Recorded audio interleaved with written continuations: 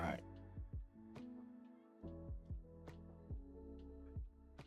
Let's see.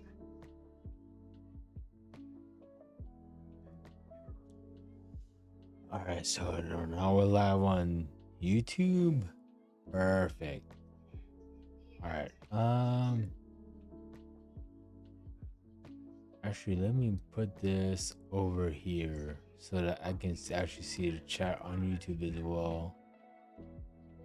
Let me put it right here. Yeah, I'll put you guys right there. Okay. Because like I have a really bad habit of not looking at YouTube chat. Like it's happened so many times. I'm just like, bro, I keep forgetting. Wait a minute, what?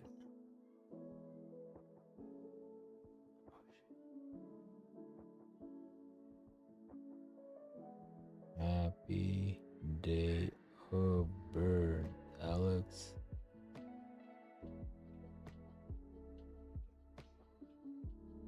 Okay.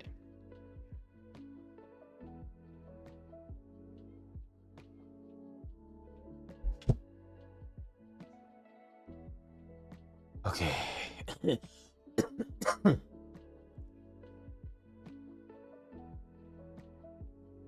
Alrighty. We are getting ready here.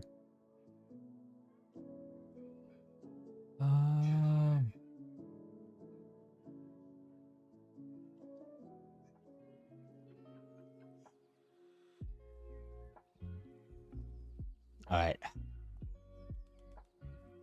I feel like I should make another cup of coffee, but that might not be a good idea.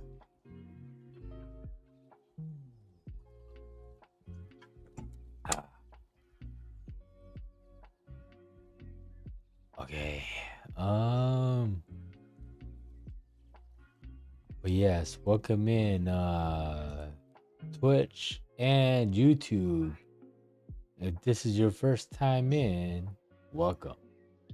I'm your host, Machu Picchu, the one-handed gamer chef. I'm a stroke survivor.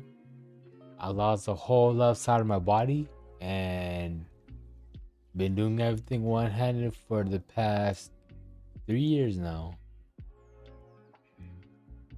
Was it tough? Fuck yeah, it is.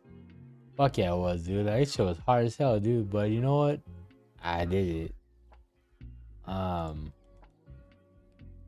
Let's see.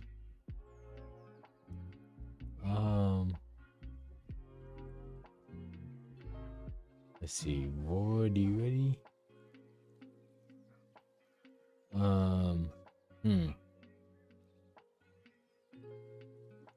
We are still waiting.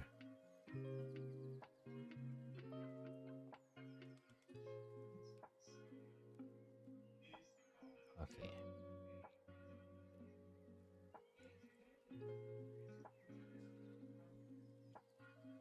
Okay. I'm live already.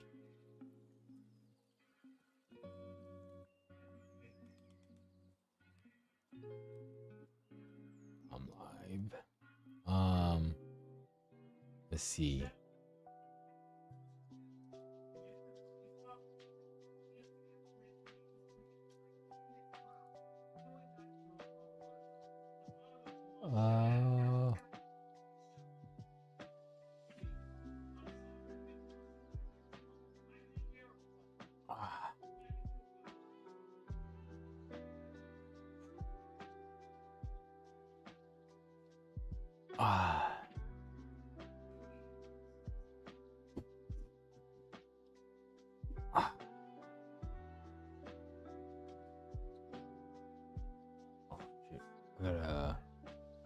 Give me 1 second, everyone. I'm just gonna grab some water and all right, Kira. Thank you. I'm doing good. We're just getting ready here. I'm gonna grab some water. I'll be right back.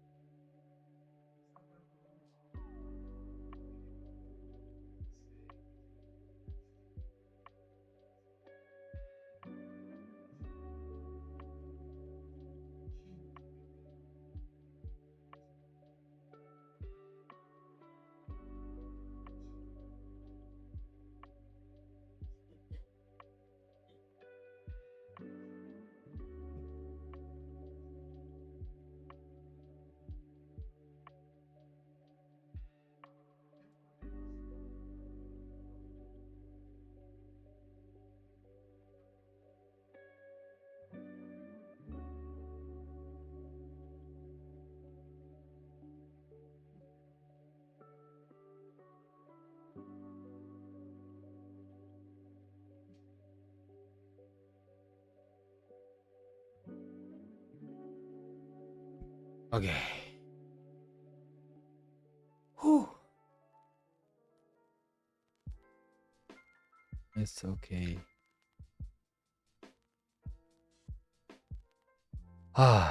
Welcome in, Lancet.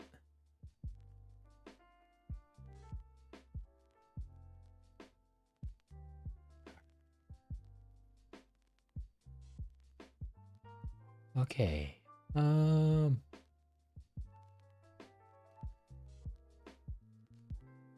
Okay. Okay. I'm gonna start the call. Start the call. Okay, so let me turn this off real quick. Deactivate that. Save.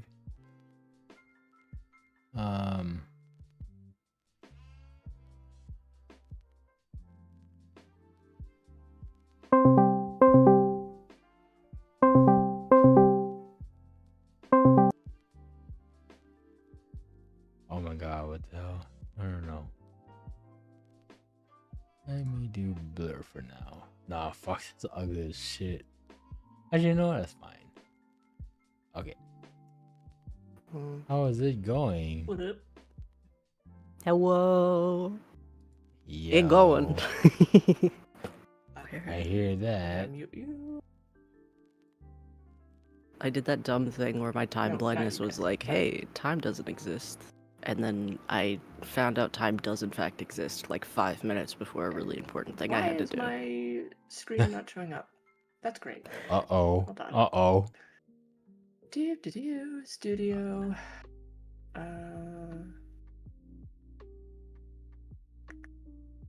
There we go. Wow. There it is. And I will pop Okay. my video on. What up? I need I love that to. that video. Yo. Welcome to my room. Welcome to my room. There we go. My internet's taking like the perfect time to just be the worst ever right now. So, Oops. Nope. yo, Uh-oh. That's not what I wanted. There we if go. things do not go well, let me know and I'll try to fix it. How is You're good, everybody you're good. doing? Hopefully good. I gotta readjust my mic at some point. I'm doing alright. Just hanging out. No. Just chilling. You guys are Relaxing. talking, but what happened? I don't know. Because I'm not hearing anything. Oh no. Me? Who? Stop that.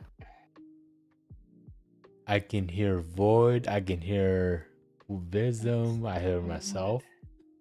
what? Hold on. Let me get out of this. Oh, no one can Okay. hear you guys. I should See. probably set that up so Because they I can't can. hear shit now.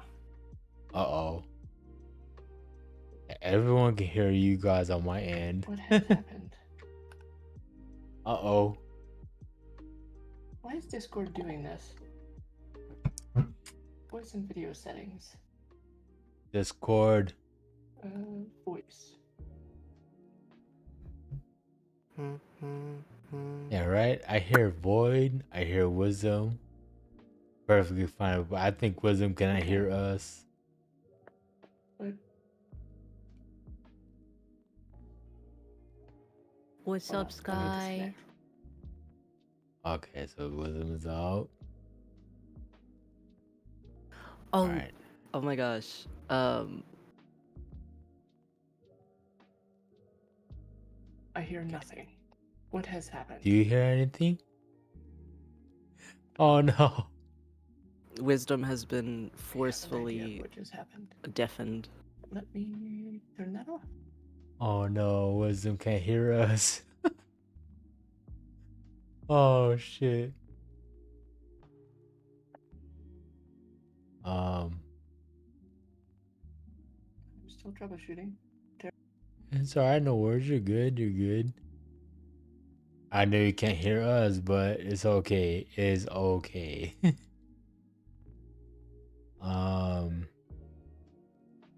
we go. I figured it out. Yeah. Cool. Can you hear us now? Yes. The stuff rising. Perfect. It's the Verizon commercial. Can you hear me now? Good. I love that commercial. Same. Uh, So fun fact about that one before we get started. When I was 16 years old, I went on a trip to Italy and Greece. And the family Okay. that I went on a trip with, because it was one of those group things that you go on, like Trafalgar or something like that. Yeah. I met his aunt, the guy who used to do that, the Verizon, the guy who was on those commercials who were like, "Can you hear me now?" That was him. Really? Yep. What? I met his aunt. That It guy was is great. cool. Yeah, That guy is awesome. he is very cool. All right, I Yeah. will shut up now and let you intro. Well, Boyd, are you ready? I'm still setting up a little bit. I'm trying to get Okay. y'all's footies up. Okay, gotcha. Sorry, Gotcha. I'm. You know what I mean. It's Oh, a vibe. you are good. You are good. You are good. Okay, My let avatar me- has disappeared for some reason. Where the Uh-oh. frick? Oh, Where I it know be? why. Question mark. Ah, Full what am I looking screen. for? There we go. Don't I got dissociate. We're this. trying to figure stuff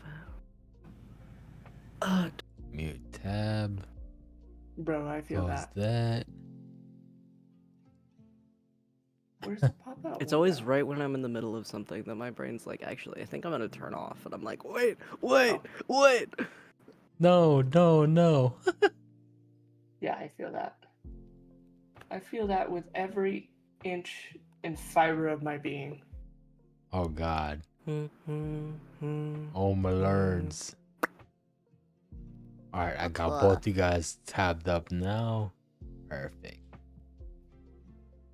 Alright.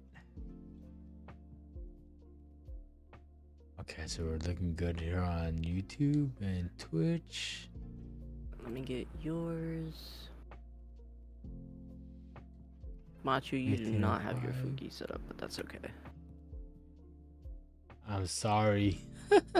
No, you're all good, man. Nah, it's alright.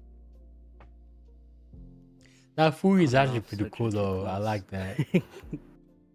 For real. What was that? Fugi is pretty cool. Like I never knew about that until Ace told me about it. I was like, this is actually pretty cool. You can actually see who's talking. Yeah, I had Oh, a friend. Oh my gosh, your bat is so adorable. Look at that little guy. Yeah. Also, can I get Thanks. pronouns on everyone? That would be cool. They, them for myself, but I will take she, her as well. Nice. You will be he- they, Thank them, you for them. asking, by the way. they. Yeah. How about yourself? We use they collectively, and then but we prefer individually to be referred. He, it is good. Heavy on the it. Lots of it sauce. It's awesome. Gotcha. Nice. I love that. All right, let me get They. one I'm last. still having like technical difficulties. Uh-oh. Yeah, Don't worry. there's Please like don't a worry about solar me. storm thing going on right now that's been messing up absolutely Yeah. everything. So Oh no. Yeah. It's been weird.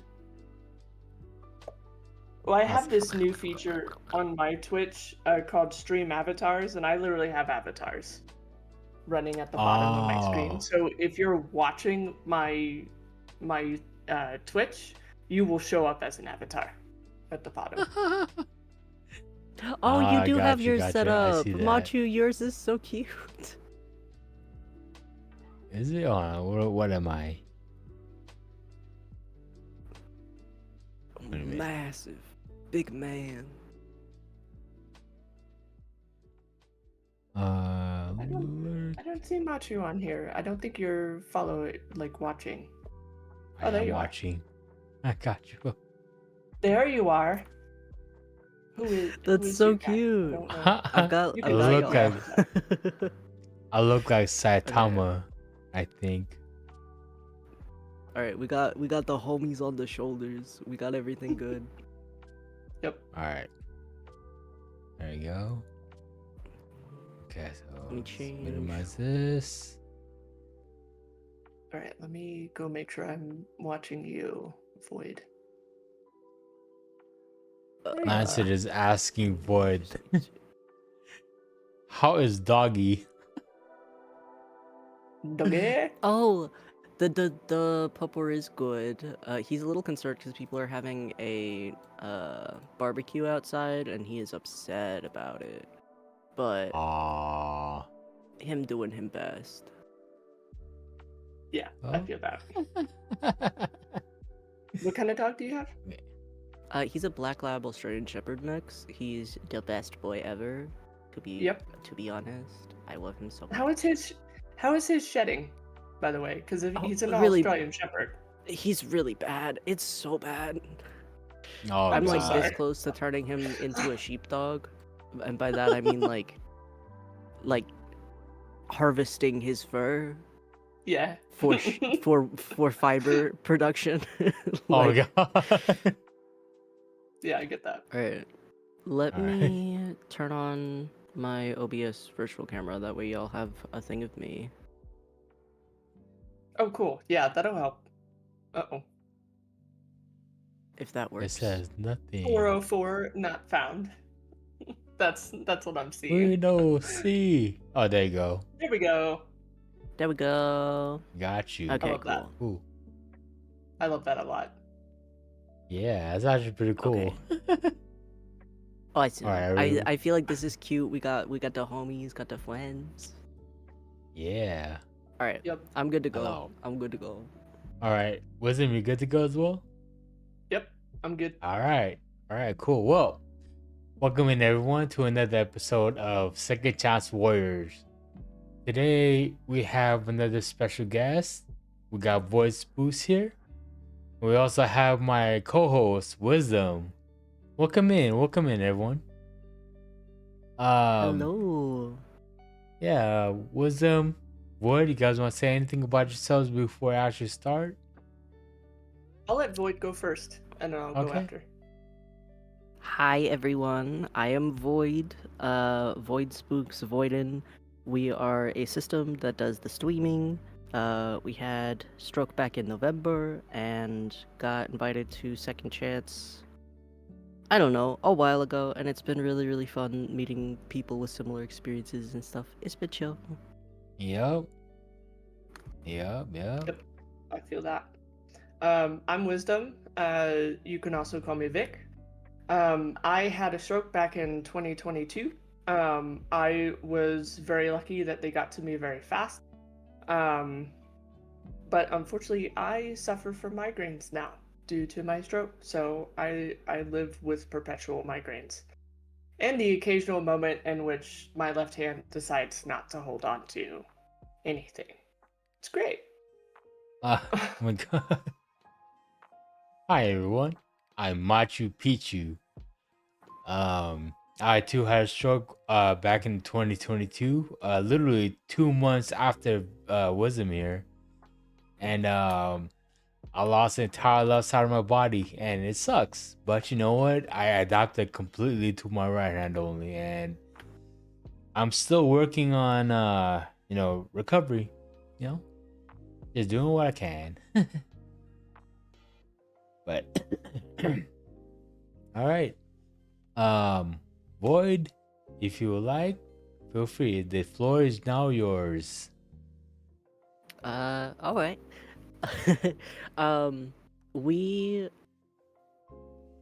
So I'm just like, sorry, I'm nervous as hell.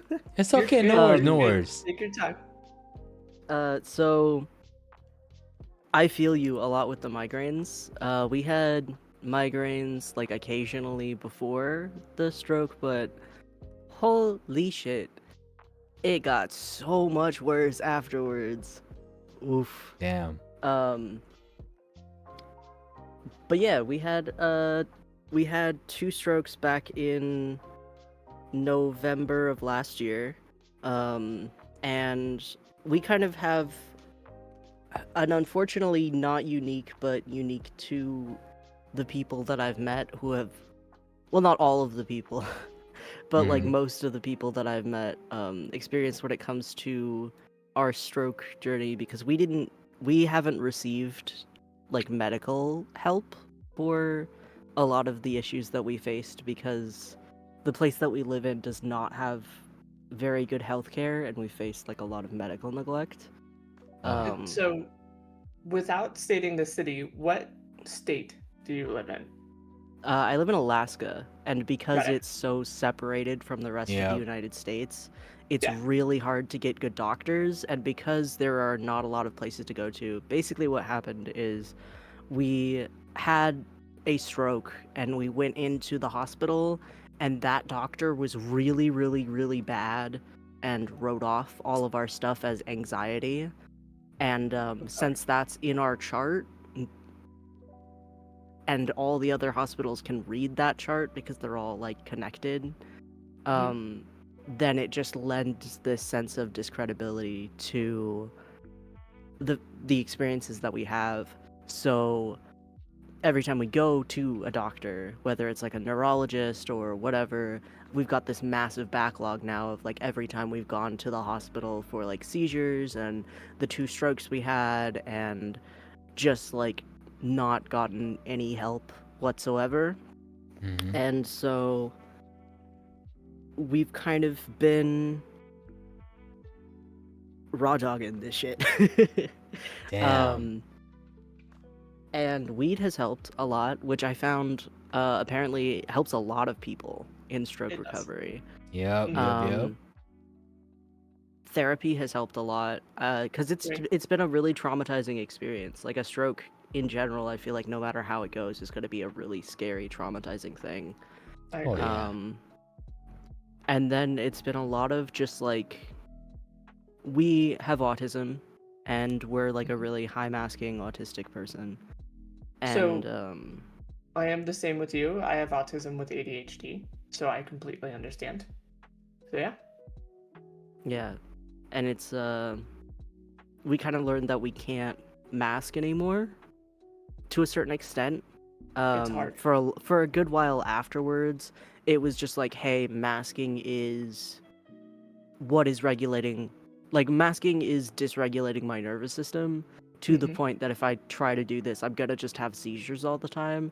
And so we've Yeah. had to like, we've been very forced to like fast track our journey of unmasking and being ourselves all the time, and being a lot less tolerable of Mhm. like anything that stresses us out or puts pressure on us in negative ways. So we've gotten really good at standing up for ourselves and all of this stuff. It's been a lot.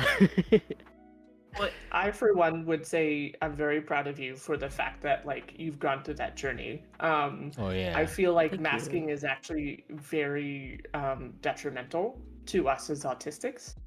Yeah. Because A, you don't get to see who we truly are, and B, masking actually hurts our social capabilities with people. And I know there's going to be a ton of people who are going to disagree with me. I'm just going to disagree with them of the fact that I'm like, nah. Exactly.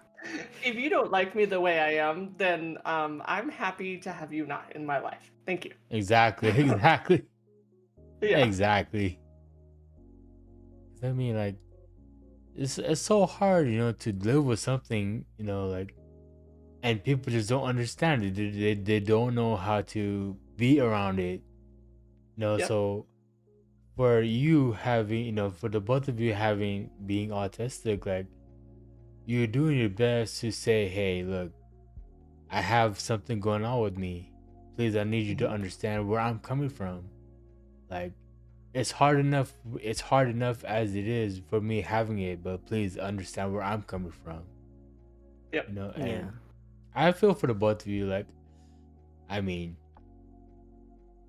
it's tough enough as is, especially with you void, like, not having the proper, medical care, the medical attention that you need. Like, it's even harder for you, for you.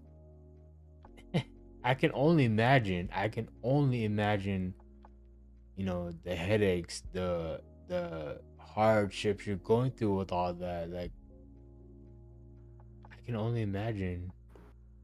It's like weirdly this way of just like, so a lot of my stuff interacts really weirdly with pre-existing conditions and stuff that I already had. So the kind of stroke that I had was a migrainous infarction, which is basically I had a really, really bad migraine, and the electrical activity in my brain caused vasospasms, which are like the vessels in my brain to spasm and clamp up, and it cut off blood flow. And like my journey is one of medical neglect. I've had seizures and migraines since I was a kid. I started having seizures when I was like 3 or 4, and I had them up Damn. to like when I was like 10. And then because the seizures that I have are focal seizures, they're a lot harder to detect on a scalp EEG. And so when I was a kid, my mom would take me to the hospital because like her 3-year-old's flopping around on the floor like a fucking fish. That's scary. Fuck. Take me to the hospital, and I was told that my mother was told, hey, your kid's faking it. Basically, your kid's doing this for attention, a 3-year-old. And that has been like kind of the rhythm of my life. And like we're plural, we're autistic, we're trans, we've got like all of these things that interact so weirdly with our neurological issues, and that we're finding out, like, we thought that we had dissociative identity disorder, and we did at one point have dissociative identity disorder, but we no longer meet the criteria for it because our dissociation isn't caused by us having headmates and us being plural. It's caused by brain damage that we didn't know was there, and that got significantly worse after the stroke. I would not doubt Yeah. that. My other question for you is like, were you out completely before the stroke? Like, did this doctor understand that you were trans and excuse me if I misunderstood, but non-binary? I'm gender deviant. I'm a transmasculine gender deviant Got it. being. Okay. Um, But were you out to the point that like the doctor knew this, and do you feel like the doctor treated you differently because of that? so basically what happened, and this is a little bit of a, like,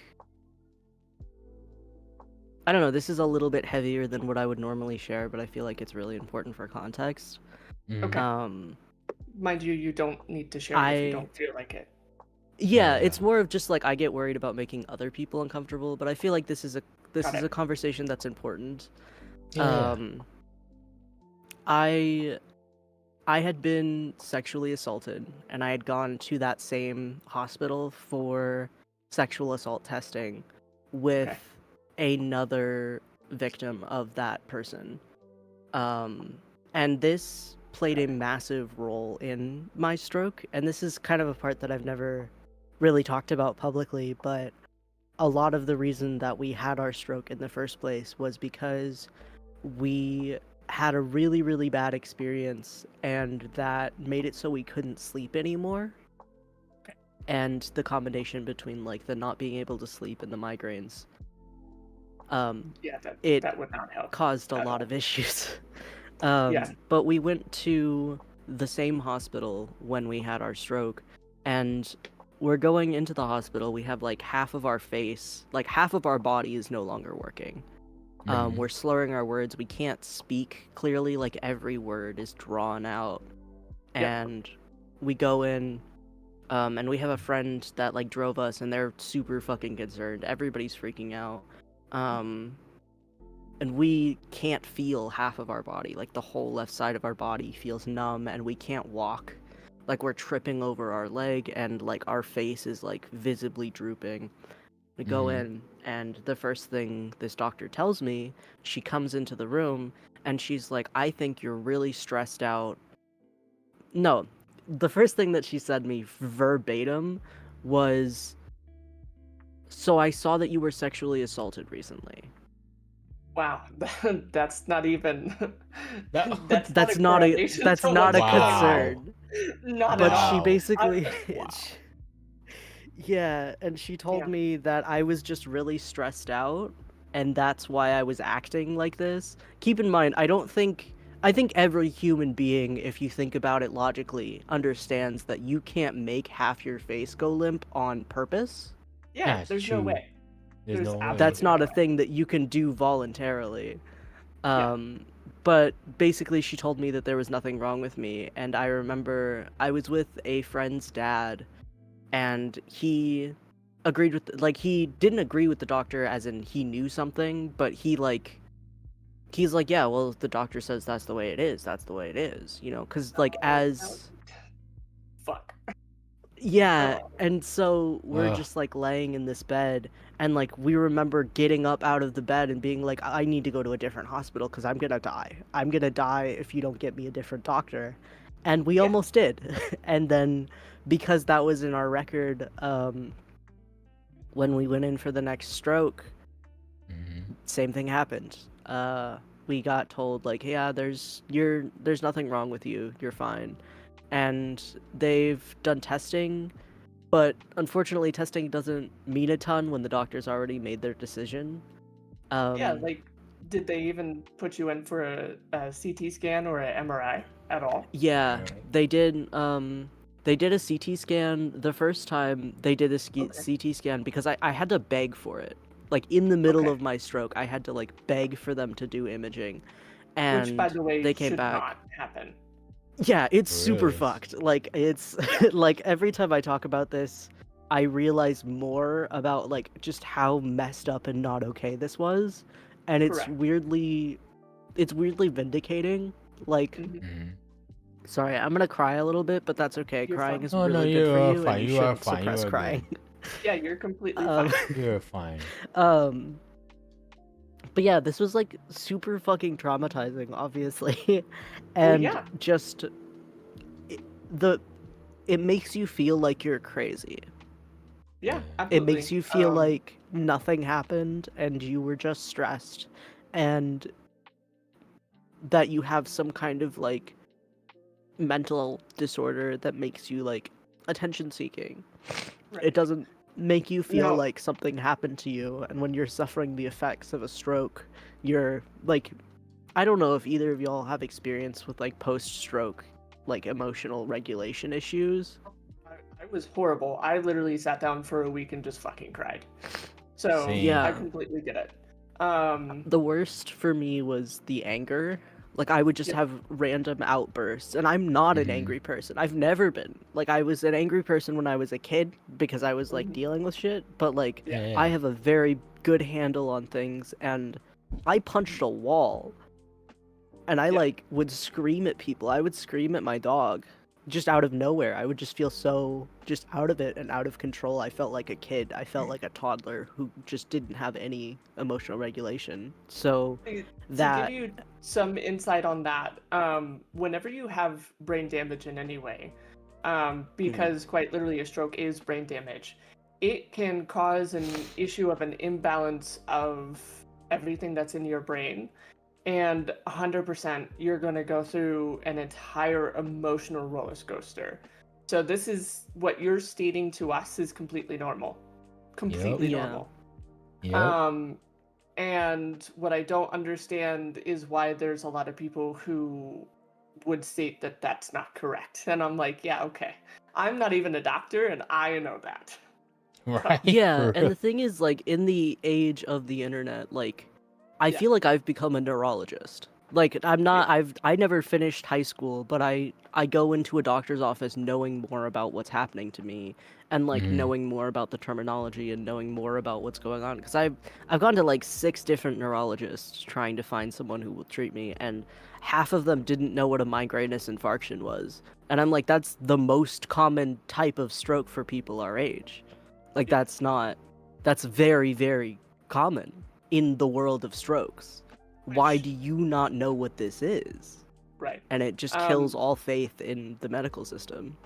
Isn't that mostly brought on by stress normally? It can be. It's Okay. As far as I know, it's like it can be triggered by a lot of the things a migraine can, but I know for me it was the immense amount of stress and then not sleeping, and then on top of that, I live in Alaska, and I'm really sensitive to electromagnetic radiation and stuff.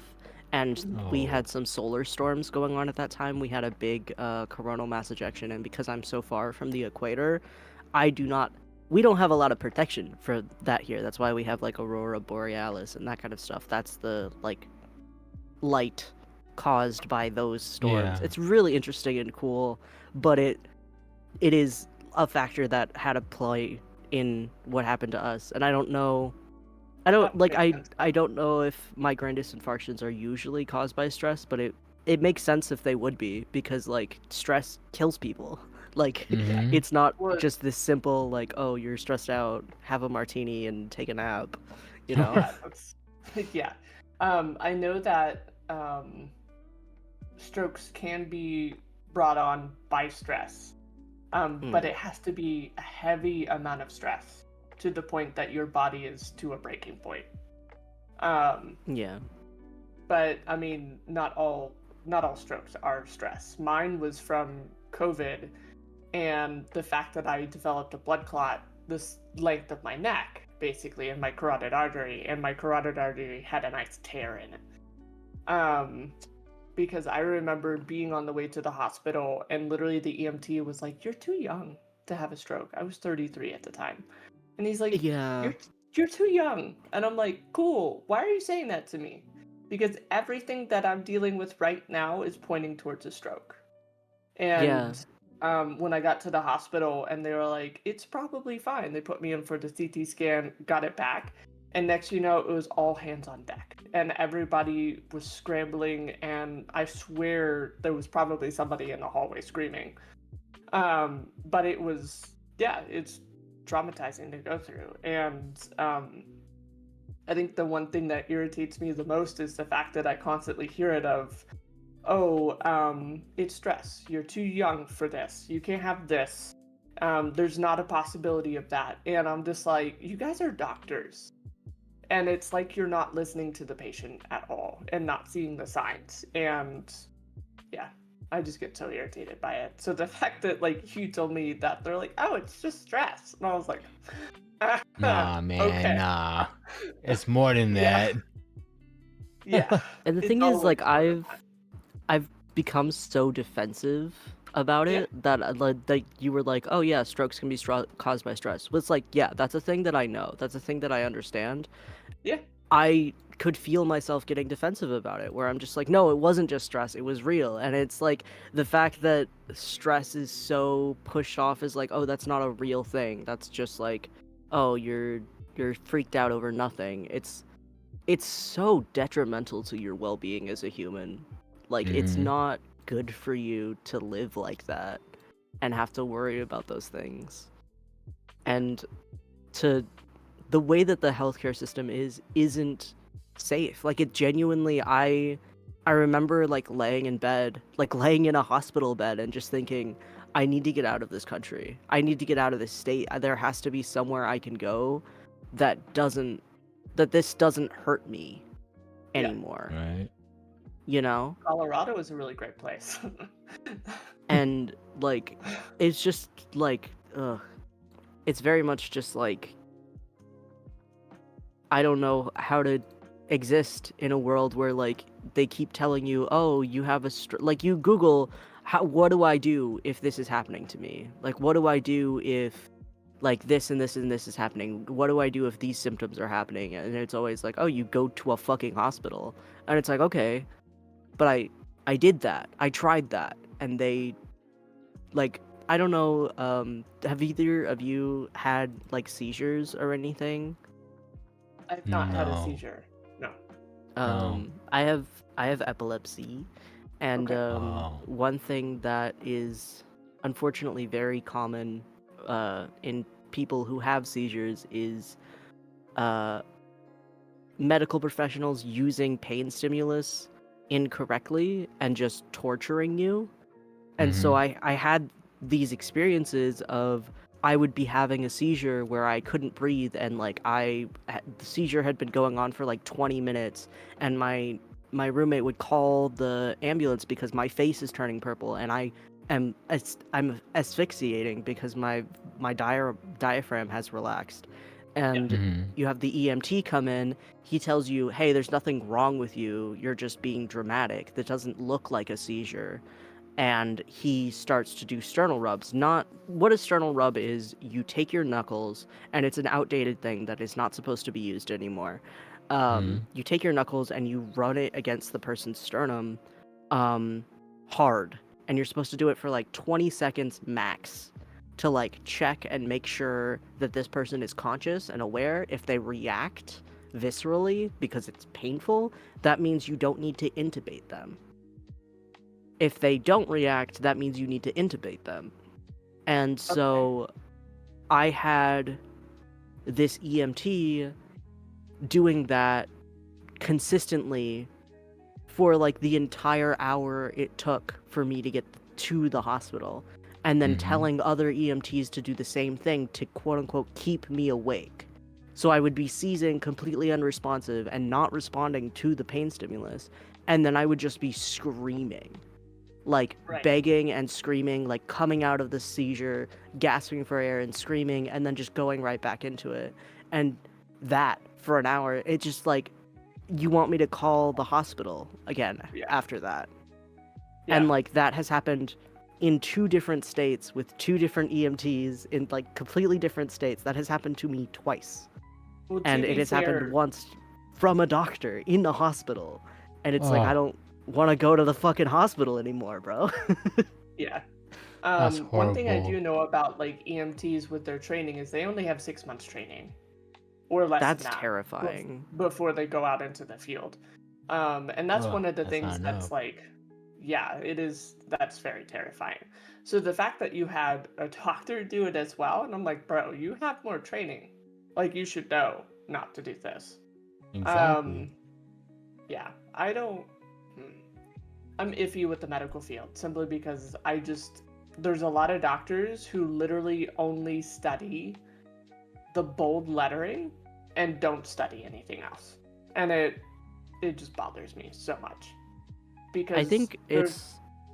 go ahead. Sorry, go ahead. No, you're fine. um, for me, I think a lot of the issues that there are with this is it's a capitalism issue, like at heart. It Without feels doubt. like it's very much just you care more about the money than you do helping people. And it's not because Yep. every doctor is like a demon, a soulless person who cares more about money than people. You can't get through medical school without becoming that person. Yeah. Like that's not something that you can do, because you talk to doctors who are kind and have empathy. The second that they get into these fields, they're like, this is horrific, I don't fucking like this, Mhm. and they fucking leave because they can't deal with it. Yeah. And then I believe that. all of the people who have empathy are just weeded out, and anybody who doesn't get weeded out learns to be unempathetic to people and treat them like they are nothing. Because in this field, it's not about helping people, it's not about healthcare, it's about how much money can you get. And this sounds like a weird conspiracy theory, but I have so much evidence. Like, I have so much of my own personal experiences. I record all of my doctor interactions because of a Mhm. lot of this, and I had been doing that before I even had the stroke because I had experienced so much medical neglect that was just a must. Mm. Um, and I have like so many experiences where it's just like, you care about, you don't look at me like I'm a human. You're not treating me like I'm a person. You're treating me like I'm a nuisance that you want out of your office, and the sooner you can make as much money off of me, the better. And not every single doctor is like this, but most of them are, because you don't get through medical school, you don't get through your first rotation seeing all of this Mhm. and continuing to have empathy and keep going. That breaks a person. It And it's does. a systemic issue that harms the patient the most, but also harms doctors and harms nurses and turns people into sociopaths. Yeah, I believe that. It's Yeah. not a good system. It's bad. It's really not. Yeah. Well, that's why, like, I'm also one of those people that is a huge advocator for healthcare for all, because we really do need that. And I get it, there's a Yeah. lot of people who are like, well, you still need the other healthcare to expand upon that. And I'm like, yes, but the healthcare for all will make it to where that we actually have doctors who care instead of coming in and just coming in for just the money themselves. And yeah, I feel like it would weed that out slightly, but also Yeah. I don't I think I it's don't live also in another country, sorry. so I have no idea. Yeah. I just think it should be like the priority in doctoring shouldn't be skepticism. The priority in being a doctor should be like listening to your patients and listening to the people and listen, because the thing is you're never going to know more about that person's body than they do because Mhm. they're the one living in it. Like you may know the technical terms, you may know how to help them, but you don't know what their symptoms are like. And every time I say, "Hey, I'm at a 10 out of 10 pain.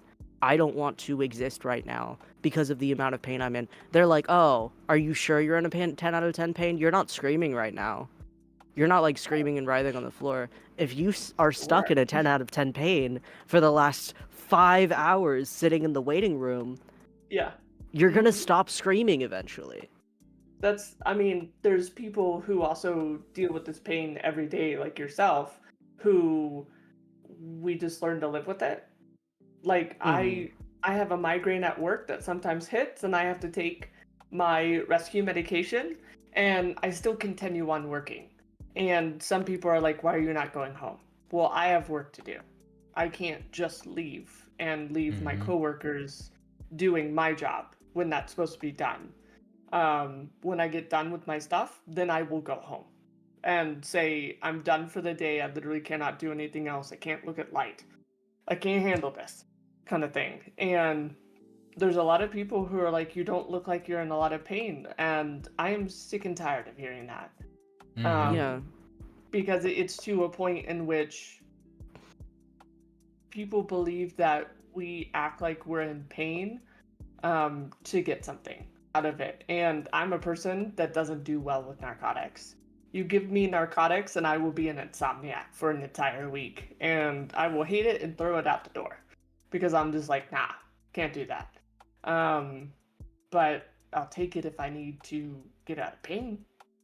Yeah, right. It's Yeah, for me it's fostered this really really intense hatred for pain medication. Like I don't I take feel that. like I have a hard time even smoking weed. Like I Yeah. refuse to most of the time, even if I need to, even if I should be, even if it's the only thing that's going to stop me from having a seizure. I'm like I don't want to touch it cuz there's a part of me that like when I'm in a hospital setting or like when I'm in a setting where there are other people, my brain goes, you need to let it get bad enough that other people can see it. You need to let it get bad so people can see it so they know that it's real so they don't hurt you. And that is just like such a horrible way to have to think about this, where it's just It's a like, horrible way. no, don't try to make it better. You need to let it get worse. You need to let it get to the point that the doctors can't tell you that you're crazy, and they still do. And like I can't tell you how many times I've gone to the hospital and they're like, "Well, do you want like pain medication?" And I'm like, "No. I don't want pain medication. I don't want you to fix the pain. I want you to fix what's wrong with me." Like before I had my stroke, we have Ehlers-Danlos syndrome, which is a connective tissue disorder. Mhm. And we have degenerative disc disease. So two of the discs in our back are not properly inflated, and so our vertebrae slipped out of place and crushed our spinal cord, and we couldn't move from our waist down. We couldn't move our legs, Yeah, that hurts. and my we were having these God. really horrible back spasms, and it hurt Yeah. so badly. And we go to the hospital, and they're treating me like I'm fine, treating me like there's nothing wrong, and I'm like screaming, this is so much pain. And then because I'm screaming, they're like, there's this like attitude of just like, oh god, I have to deal with this now. And it's like, I'm going through one of the worst days of my life. You could at least not be a dick about it. Like, Right. and they come in and they're like, well, we can get you like pain medication, but we're not going to do any imaging. And I'm like, okay, pain medication isn't going to because I had dealt with this before and I knew what was happening. I'm like, pain medication isn't going to fix what is happening to me. I need you to do an MRI. I need like an MRI, an X-ray, something to show you that my vertebrae is out of place. And I need muscle relaxers to stop the spasming. And they're like, well, I can give you like pain medication. And I'm like, I don't want pain medication. I am okay with being in pain because I need to show you that I'm in pain. I don't want this pain to stop. I am okay with the pain if it means that you will listen to me. Because that's like, I could have never walked again. And that doctor played no role in making me able to walk again. Yeah. Like I was in a Jesus wheelchair Christ. for what, like, I think I don't even remember how long. Like a while after that, I was in a wheelchair for I think 6 months ish after that. Just because like standing hurt so bad, and I still have like really intense back issues. And I think the scariest part is I got imaging done there, and they told me that it was fine, that there was nothing wrong with my back. And I took that same imaging to a like a neurologist, not a neurologist, what a neurophysiologist, one of those guys. The Yeah. people that work on your nerves but not your brain. Mhm. I took it to one of them, and she, like, I have pictures of the scans because she went through them with me and like showed me where my spine had slipped out of place. And like that's not a hard thing to pick out on a scan. Like it wasn't subtle, it was very obvious. And so to have Mhm. like a hospital tell me, yeah, there's nothing on your scan, you're fine, you're just making this up, and then go to an actual professional with the same scans Yeah. and get shown in real time that like, yeah, no, this is this and this is this, and it's not a small thing, it's not a hard thing to look at. There's a piece of my spine in the wrong place. Yep. Mhm. And it just like, I don't want to go to a hospital. A hospital's gonna hurt me like a lot more than help me. And having that mindset even before I had my stroke, afterwards, it's just like all faith that I could have had in this system is gone. I don't trust them. Like if it comes between me dying at home and like having a seizure or suffering more brain damage at home and me going to a hospital, I opt for home because the stress of being at the hospital is just going to make everything so much worse that it's just like I'm going to write it out here actually. Sorry. Like that should not be a thing you have to worry about. That should not be a thing that you have to consider when you are looking for help. Yeah. And that's not completely right get that. though. That's really not right. You shouldn't feel like that though. And I feel really bad because you're in this situation. Like no one should ever feel like the system is there to hurt you. You should be you should feel like safe. You know, like Mhm. and it's not right that you're feeling this way. Like you know, I The wish problem is there we have so many healthcare providers who do that. Yeah. they don't care. It's They just don't like care enough. at the Yeah. yeah. And it stroke recovery is like so fucking hard.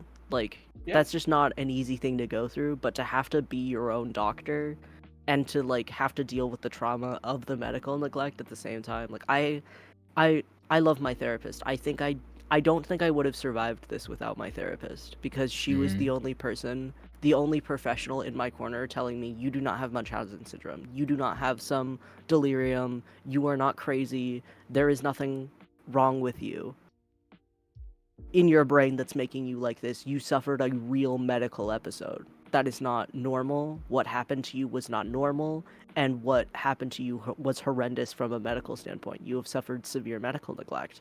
And I have that in writing from her, so I can show it to doctors. When I go to a doctor, I'm like, "Hey, please listen to me, please. Like I'm telling the Yeah. truth. I have a letter from a psychiatrist. I have a letter from my therapist that is showing, hey, this is a mental health professional telling you this is not a mental health issue, so you can't just blow it off and say it is." And thankfully, because of that, it kind of puts people in like a legal juxtaposition because it's like, oh well, if I say it's a mental health issue, I'm not Mhm. qualified to say that, and I have a professional now saying it's not that, and that's the only thing that's I have to like fight with people to get any kind of help, and it's garbage. It's really really bad, and I feel like the system is broken, and the idea that this happens to other people every single day, that this happens to like other survivors, because I met another stroke survivor here in Alaska, and the same exact thing had happened to her. She had a stroke Wow. after blunt force trauma, after like a biking accident, and she had like cerebral fluid coming out of her ears, and she was told that there was nothing wrong God. with her. And it's like, Technically, she Wow. should be dead at that point. Yeah. yeah, exactly. I'm like, holy shit, how are you alive, first of all? Yeah. And I just met her at the park. Like, I had just run into her, and we had a conversation. We live in the same apartment complex, and like, we talk Oh, still, shit. and we don't know, like, neither of us know what the fuck we're supposed to do, bro. Like, what happens when you are that injured and you need to go to the hospital? Like, for me, I had seizures where my diaphragm would relax. I wouldn't be able to breathe, and it's like, okay, I'm asphyxiating, I could die. Yeah. But I can't go to the hospital because last time this was happening, they hurt me and Mhm. like caused nerve damage in my chest. And I don't want them to make it worse. So do I just it's just it's the helplessness is like the worst of it, I think. Like just being so helpless within a system where everyone's telling you that like, hey no, just call a doctor, go to the doctor, and it's like, okay, I tried that, I did that, and I know you think it's so like unfathomable that someone could ever do that, but that is what happened. Mhm. So, like, the biggest thing that I've learned also too is because sometimes you have to fight against these doctors, and one of the key things to actually tell them is that it's called patient abuse and patient neglect, and you can tell them that right off the bat. The moment that's out of your mouth, they tend to start scrambling and going, "Oh God, this person has rights to sue at this moment because of patient neglect." Yeah. And I know that's one of the things that I tend to like talk about when I go into somewhere and they're not listening to me. That's the first thing that I tell them. At this point, this is patient neglect. So if anything actually does happen to me and something is a result of this, I legally can sue you. Mhm. So, yeah, it's And the thing is, like, I have so much of this recorded because, like I said, every time I go to a hospital, I go to a doctor's office, I record. I have so much of this recorded, and because of Alaska being Alaska, I went to the disability like law firm here. Yeah. Mhm. And they told me, yeah, no, they have insurance. They have insurance, and if you sue them, it's just going to come out of their insurance. It's not actually going to affect any of the doctors, and it's going to be a losing battle, and it's just going to make your health issues worse with the stress. So there's no point in pursuing it. Even though I had recordings of doctors like yelling at me and screaming at me while I was actively seizing and like telling me there was nothing wrong with me and telling me to just get up and that it's not a big deal. And it's like, okay, because like that is the thing that most people come to is like, oh, just sue them. And it's like, okay, but I tried that too. I'm And trying to understand why, like, the person who you talked to, the lawyer that you talked to, basically told you it's not worth it. That doesn't seem right Yeah. to me because, yes, they have insurance and that kind of stuff, but even if you got a payout from the insurance, that actually helps you with medical bills because they're the reason for it. So I don't. Maybe that's just me, and I don't understand that fully because I'm not a lawyer. all of Yeah. my medical bills are covered because I'm disabled. I don't work, and so I've got Medicaid. Okay. Okay. So they were basically like, well, what are the monetary damages that it's caused you? Because we can't sue. Like, I was talking to this guy, and he was like, well, like, we need to sue for damages, like we need to prove that this caused harm to you. And I'm like, does that not sound harmful? I had a stroke with zero fucking medical intervention. That's harmful. Yeah. It is. Like I have brain damage now. Like I will Yeah. never be the same person I was before that. Right. You know, And the amount of suffering that this has caused is immeasurable. And he's like, well, we don't have proof that like you wouldn't have suffered the same thing if you had gotten medical help. And I'm like, I hate the law. I hate the government. I hate I hate the medical system. I hate all of this. I'm gonna go take a nap and smoke some weed and try to not Yeah. think about how fucking helpless it makes you feel. Yeah, right. that's pretty bad. That is bad. It's not That's great. Straight. No. No, hell It's no, not it's great. not. Not one bit. Yeah. Not one bit. It's really Oh my it's God. just such bullshit, honestly. Yeah. And I know It that is. this is like I feel like weirdly in some ways I feel like this stroke is, and this is going to sound really cheesy and I hope it doesn't sound offensive. Weirdly in some ways I feel like the stroke is the best thing that ever happened to me because it opened my eyes to how fucking bad things are, and it made me realize how much of this isn't my fault. And also, like, Yeah. with my recovery, I could no longer mask. Like, if I tried to push myself and put myself in a situation where I would be harming myself to try and Mhm. accommodate other people, I would have a seizure. And that was a lot more inconvenient for other people than me, like, just being like, hey, I can't deal with this right now. And so I Yeah. had to learn very, very quickly how to take care of myself and advocate for myself and be autistic and be weird and shake my hands in public and be a fucking little weirdo goblin to regulate my nervous system. Because if I wasn't a little weirdo goblin, I could die. And that Yeah. is a great way to fast track your, like, mental health journey. Oh, yeah, And big like time. autism unmasking. And so, like, in a lot of weird ways, like, it's opened my eyes to just how bad things are. And I'm the kind of person where, like, knowing how bad things are, it is a burden, but it's also just like, if I didn't know, I couldn't fix it. And now that I know, I can talk about it. I can tell people about what happened to me, and I can be angry about it, and I can be prepared when I go to a doctor, and I can tell other people how to be prepared when they go to their doctors, and I can make noise about it, because being silent and pretending it didn't happen and just like, if this hadn't happened to me, I would not be aware that it wasn't my fault.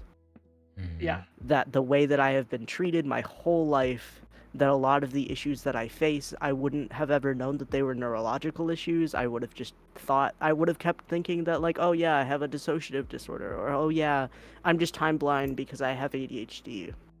When in actuality, a lot of the things that I face on a day-to-day basis are, I have brain damage. I've had brain damage since I was a kid because I had seizures that nobody did anything about.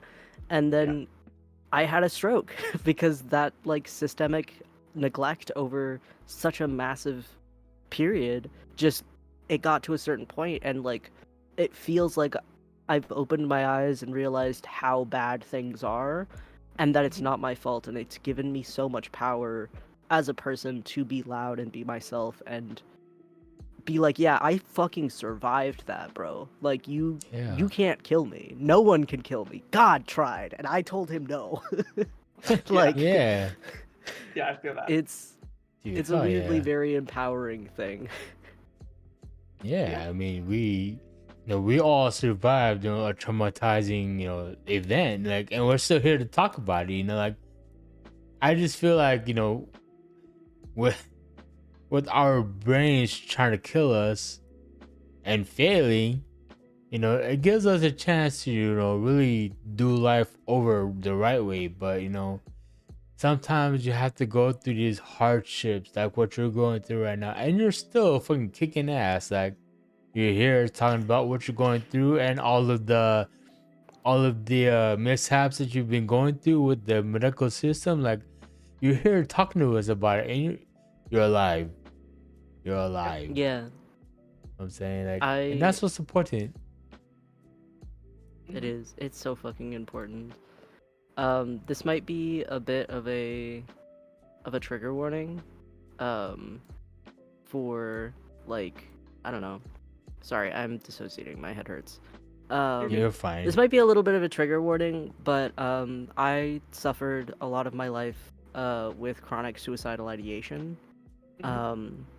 And I had like a lot of attempts under my belt, and I had gone to so many mental hospitals, and that cycle of just like trying and trying and trying over and over and over again finally stopped when I started testosterone, and I like got out of my like abusive family's house and all of this stuff, and to have finally gotten out of that cycle and finally been like, I want to live, I want to live, Mm-hmm. I want to survive, and then have my brain literally try to kill me several times. And like I I was at a point where like, and during the second stroke, I was laying there and I was like, I could die right now, and I have to actively, like, I had to make a conscious choice to continue to live. Where like before, when I was younger, it was always like I was just trying to find the easiest out. I was trying to Yeah. find the easiest out, and then now it was I'm sitting next to my best friend, and I'm in a hospital, and I have to keep myself awake and alive because I could just stop. Like, I could just stop breathing right now. And that was a choice that I could have made. And it wasn't even a choice as much as it was just like, I have to actively fight this because if I don't, I'm going to die. And like that transition has been so just, it's insane to finally be wanting to survive and then have your body try to kill you. Yeah. It's not fun. Oh yeah, for But it's sure. also No. just like, it's such a surreal experience where I don't know. I think I got really fucking close to not being here anymore, and I had to make an active choice of just like, no, I want to be here. And my biggest reason for that is I want to change things for other people so other people don't have to go through this. Because if I'm going Yeah. through it, hundreds of thousands of people are dealing with this. You know, like 100%. this can't just be me.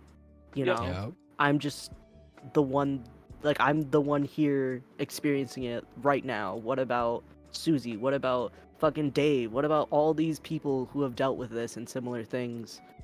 And like, it's just such a surreal experience to finally be in a point where you're like, yeah, I want to be here. I want to fight for this. And then almost on like a cosmic level have someone say, okay, I'm gonna make you fight for this. I'm gonna like test your resolve. I'm gonna like show you, I'm gonna give you an easy out, and I'm gonna make your life so much harder, and I want you to prove to me that you want to be here. And that's kind of what it felt like. It felt like God or whoever was just like, hey, I'm gonna give you an out. You have to prove that you want to be here. Yeah. And in like a weird way, I was like, yeah, fuck it. I lived. I survived despite everything, and I feel more powerful for it. And not only Mhm. that, I know so much more than I used to, and I'm so much better of a person than I was. I don't blame myself for all of the faults of the way that the world is and the way that society is and the way that it affects me as like an autistic person and as a disabled person, and the way Mhm. that it affects everyone. And I feel like because of the experiences that I have like a very unique, I have a very unique chance to make a difference and Yeah. do the best that I can to change the way the world is. So this, even if it's just like one brick, you know, if it's just one brick in the thing that needs to be built to fix this, I want my life to be that brick. You know? Yeah. Oh yeah. Oh yeah. Also, please let me know if I'm talking too much. I'm dissociating. No, you super are hard, good. So No, feel I'm free. just kind Feel of free. I'm blabbing. No, You're you're good. good. You are good. Awesome. Yeah, because really, this is your story. Yeah. Machu and I have told our story in the very beginning of this podcast. Oh yeah. When we first started, and trust me, Yeah. we went down some rabbit holes with each Oh, other. big time. Yeah, but so don't feel bad. Don't feel yeah. bad. Today is all Anytime we- about you.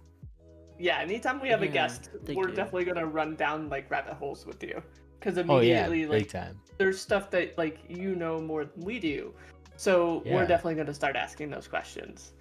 Mm. So it's yeah, we tend to talk about a lot. big time. We'll talk um, about anything here. so let's kind of change the pace a little bit. Here's a big question for you. What is the game that you feel helped you recover from your stroke? Or what games have you played? Yep, that's a good Um, question. in a weird way, I don't think it was any one particular game. I have played a lot That's of games. it's fine. Hmm. I think for me, one of the biggest things that have helped me through my stroke wasn't playing games, but it was streaming. It was Okay. like I've played Red Dead Redemption 2, that's like a big one, and Yep. that it's kind of been my like little safe haven to like worry about this hot cowboy's problems instead of my own, and like 10 out of 10. There you um, go. I've played like web fishing was one of the first things I ever streamed, and Mhm. I like met people there, and like I got my first piece of fan art there, and just like Okay. I have some of the symptoms of my particular type of brain damage are hyperverbosity and hyperlexia and hypergraphia, so like compulsive speech, compulsive writing, um, and so having a safe place to just like sit there and talk, where I don't have to worry about like, oh, I'm saying too much or whatever. I can just fucking ramble, and I don't have to Yeah, worry yeah. about like having to have like a back and forth about it or anything. Was really really nice. But I think that and like Vintage Story was a big one for me. It kind of made me feel like I could do things again. I remember playing I this was actually super recently. I was playing Red Dead Redemption and I was just like, ah, fuck, I really suck at shooting. I suck at shooting. Um, Yeah. I I mean I I feel don't that. think I'll ever be able to be good at shooting in this game because it's so high paced. Like I feel like my brain just can't keep up with it, and I'm like, fuck it. I'm just gonna try. I'm gonna go back to one of the earlier levels and like replay a thing, and see if I can practice and see if that makes it better. There Because you go. I don't know if y'all have experienced the like I don't feel like I can do things anymore a lot of the time, and I surprise myself with the things that I can do, and I surprise myself with the things that I can't do. I'm constantly like overestimating and underestimating my capabilities. Mhm. Yeah. And so it's like, what if I can't do this because that's just the like, what if I'm just gonna be bad at this kind of thing because my brain doesn't work that well anymore? And Yeah. I practiced, and I was like, oh shit, no, I'm better at this now. Okay, Mhm. Yeah, yeah. and like it's just little things like that, and like with Vintage Story, it's a very difficult game, and going in and like committing fucking 12 hours to a save to only to get to like finally get like a copper pickaxe 12 hours in, and it's like, okay, I can commit to something. Isn't that cool? I can do things, and every Yeah. games felt like an escape, but also a way to just like prove that I was capable of things Yeah. that I could Mhm. then like do in real life. Like I can be in a loud, noisy fucking environment in Red Dead. Like I can be in a loud, noisy environment where there's guns going off and there's all this stuff happening, and I can be overwhelmed and I can regulate myself through that. And like a big part of my stroke recovery has been emotional regulation, like retraining my nervous system and learning how to regulate myself. Because I have pseudo bulbar syndrome now, where I will randomly like break out crying or laughing compulsively. I can't control it, and I feel things so much more intensely now because my brain just doesn't regulate things very well, and I've found that like I have a very poor sense of internal, but I have a really poor sense of internal awareness, but like my empathy is so high. Like my mirror neurons are overworked. And No. so now when I like consume media, I can get like secondhand trauma from watching a show. And it's so intense and just like I feel like I have lived that character's experience and stuff, and it's just been a massive like shift in the way that I exist. And I feel like gaming for me has been a way of kind of escaping how fucking shit this is, but also just like putting myself to the test and being like, hey, I'm doing a Red Dead Redemption playthrough. I love Arthur Morgan. He's my favorite. Something's gonna happen to him. I don't know the story, but I know something happens to that man that I'm not going to be okay with. But I'm still playing it, and I'm still trying to like put myself in situations where like this is a controlled environment. I can test myself, and I can see what I can and can't handle in a place where I can just be like, hey, okay, that's enough for today, guys. I'm gonna head off stream. You know? And on top of that, I feel like I'm creating a place where I can be myself and be like plural and be loud about it. And like our Tourette's, which y'all haven't experienced, thankfully. My my shit's been a little calmer today. My like Tourette's and like the system stuff and like a whole bunch of stuff, being really really loud about that. And like we have different people that front that have different voices, which can be really weird for people. And like our Tourette's is really intense sometimes, and we say some really wacky things. And just us within our natural environment, if we are completely unmasked, depending on who's fronting, we do not act like a normal person. And being in a space where it's like, this is my stream actually, and if anybody has a problem with that, they don't have to watch. That has been like a big thing. And yeah, just like gaming, and most of all just streaming, it's given me a thing to get up for every day, and like a thing to like feel like I'm making a difference. Because like for me, it's always been like, if I'm gender deviant, I don't look like a woman, but I'm a really pretty man. And so I go in public, and people will see this really pretty man in like a dress or whatever. And like sometimes I know kids see me and stuff, and they go, oh wait, I didn't know that was an option. Because I remember that moment when I was a kid. I saw this drag queen in a superstore, and I was like, wait, you can do that? You can do that. And I think that's kind of where I'm at with my streaming and stuff as well, where it's like, if I can just be myself completely and utterly without having to worry about masking, which again is like a skill I have to learn, but I'm working on it. I can inspire other people that see me to not hate those parts of themselves.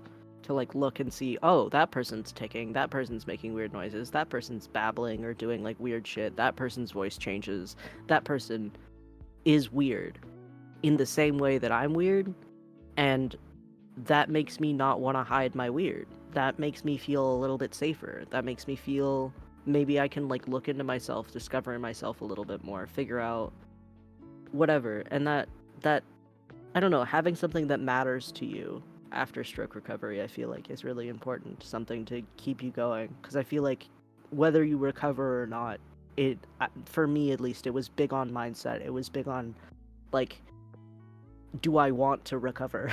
And if the answer wasn't me screaming as loud as I can, yes, yes, yes, I want to get better, I want to get better, I want to fix things, I want to change things, I want to be powerful, I want to be strong, I want to feel better. If that wasn't the answer every time that question was asked, I wouldn't have made it.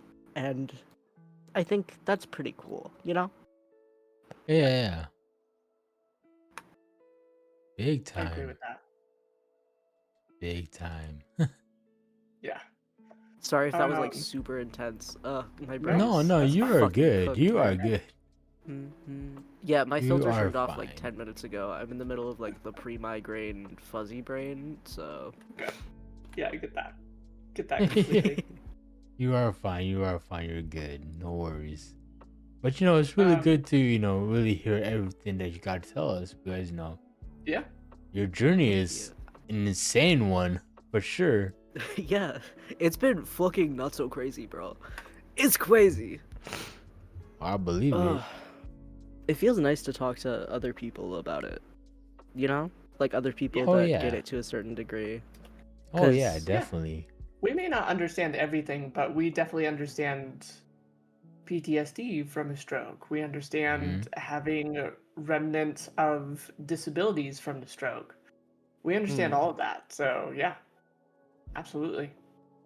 Popping sick wheelies in the wheelchair. Ugh. I can't even do that. I don't even trust myself, man. I've got Oh I've my got little god. like safety wheels on the back of mine. Oh, I love That that. like when you tip back, it like catches you. Mhm. I got that too, but I Um, don't trust it. fair You enough. gotta Fair try enough. it sometime. What's the worst thing to happen? You fall backwards? Yeah, what's the worst thing you happen? You fall backwards a little bit. Let's find out. Yo yo yo! There you go. Yeah, Sick! You did Let me see. it. right? Yeah, yeah. I get scared doing it. Oh, hey, I get I don't know. scared enough. Like, I have the restriction on this one, so I can't like go backwards. But Uh-huh. I know the one at work. If I don't have the restriction on, I like go all the way backwards, and then I'm like Oh god. freaking out because I feel like I'm gonna flip out of my chair, and I'm like, shit. Oh my god, I hate that Oh, feeling. yeah. I hate Can I that ask? feeling so much. Yeah, go ahead. Can I ask you guys a question? Yeah, Yeah. of course. I think weirdly one of the hardest parts about my recovery was having loved ones. And I don't know if y'all had that feeling of just like I'm going through this really fucking horrible traumatizing thing right now. And if I Yeah. tell the people that I love, it's gonna hurt them to know that this is happening to someone that they care about so much. Like for me, So I what are you trying to struggled a ask? lot with like my question is like how did the people around you and like your loved ones and like your support system, I personally had a lot of like weird guilt about experiencing the things that I was experiencing and worry about like hurting and traumatizing people. Do you guys have Mhm. any experiences similar to that? I mean, I definitely don't have the guilt, but I have the father who was checked out, who really wasn't there for me in that sense. Mm. Because like when I was dealing with being in the hospital for a week, I had a dad who just wanted to go sit in the corner and play on video games and not really help out. Um, but my mom, on the other hand, in 2013 had a car wreck, and actually she had spinal injuries, and she also had brain injury as well. So she understood completely what I was going through. Um, but I had like both sides of it, which was interesting. Um, I don't think my dad fully understood, and he still doesn't, especially with like both me and mom. But mom understands me to a certain extent. Um, she's more frustrated over the fact that like I deal with these horrible migraines, and there seems to be no relief with all the Yeah. medication I'm taking. And then now my girlfriend, who's come into my life last April, she even kind of questions it of why are the doctors not doing anything? And I'm like, I'm literally getting prescribed all this medication, but I have really bad days in which I had a week in which I couldn't do shit because of my migraine. It was pretty bad. Yeah. But that's what I have on my side. I don't know about you, Machu. Well, for me, support system, all I really have is like my sister, my brother, my online friends. Yeah. I don't really have my like I don't have parents no, but they're both gone already. My other family knows what happened to me, but they haven't really shown any support, which is fine. Like I don't really need like more family, like outside family, to be like all up in my shit because for Yeah. starters, like I can't be around a lot of people no more. I just can't. My social battery is like way down there now. It's no longer top anymore. So, but yeah, like Yeah. I have my friends, my brother, my sister, my uncle, my grandma, like they're cool. Like they're people who are always in my life, and then my friends who in real life, like I had a lot of friends, but not all of them not a lot of them came to see me. Like only about 4 of them, and they're just Yeah. like, "Damn, dude, I can't believe this happened to you. If you ever need anything, let us know." I'm like, "All right, cool. Thank you so much. I really appreciate that." Um, Yeah. but as far as the other stuff goes, like I inherited the fact that my body hates cold. I cannot do cold no more, and when it does, when the cold hits my body, like I get gnarly nerve pain all over my left side from my arm goes all the way down to my foot and back up to my arm. It hurts so bad. Like, but on the flip side, I can handle heat no problem. So I'm just like it's 100 degrees here. Like I don't feel it. It feels like 80 to me. Like I don't know. Like my Yeah. whole body changed for sure. Like, and I don't like it. I don't like it. But the fact that I have to live with it now, like, I find ways to get around it. Like with you, Void, you smoke weed for pain. I do the same thing too. Mm. My sister is like, "Why do you smoke weed so much? Why do you smoke so much weed?" I'm like, I already told you. I get a lot of nerve pain, and it sucks. Weed is Yeah. literally the only thing that really helps me, help deal with the pain. And she's like, "No, you're just smoking because you want to." I'm like, "No, I'm not. I'm really not." Yeah. Nerve pain is something else. The Nerve thing pain is, like, completely different. Go ahead, Floyd. Mhm, yeah. I mhm. think like the thing that fucking pisses me off so much is like weed is a fucking miracle drug.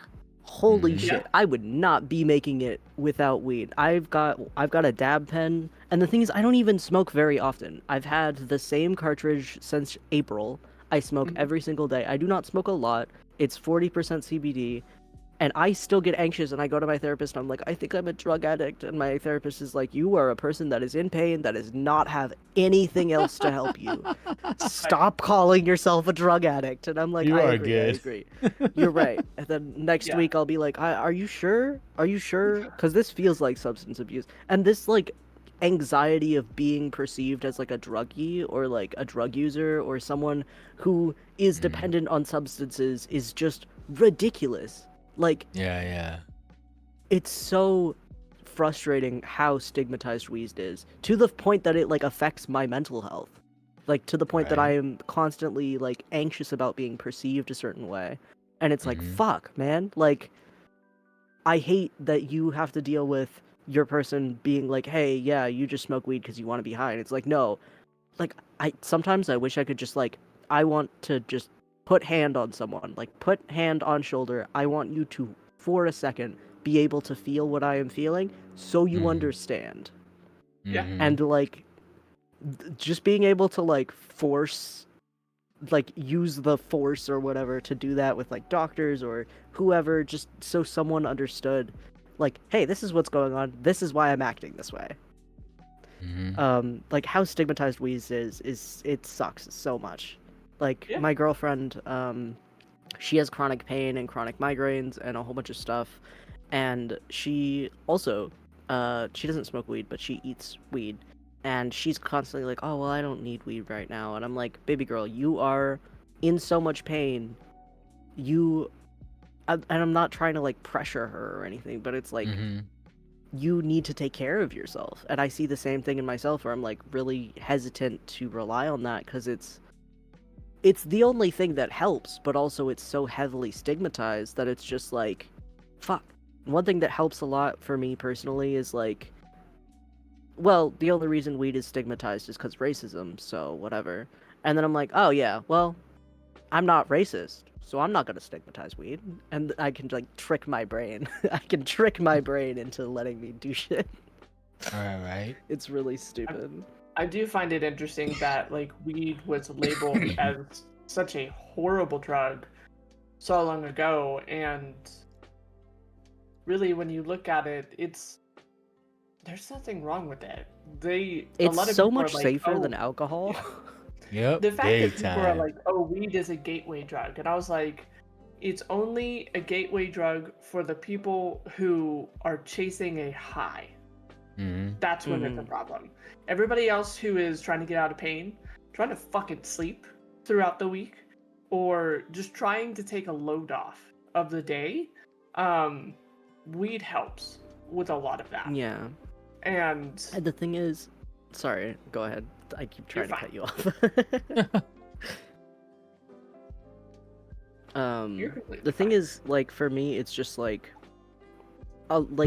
what drug addiction is you have some shit that you are going through, Yeah. and you do not have ways to cope with it appropriately. And that's Exactly. not your I get fucking that. fault. And so when I think of like addiction in any form, because I have never suffered from drug addiction, thank God, but I have suffered from other forms of addiction, and Mhm. like, holy shit, like the stigmatization of like drug addicts and like homeless people, holy shit, people hate homeless people. It's I don't understand crazy. that.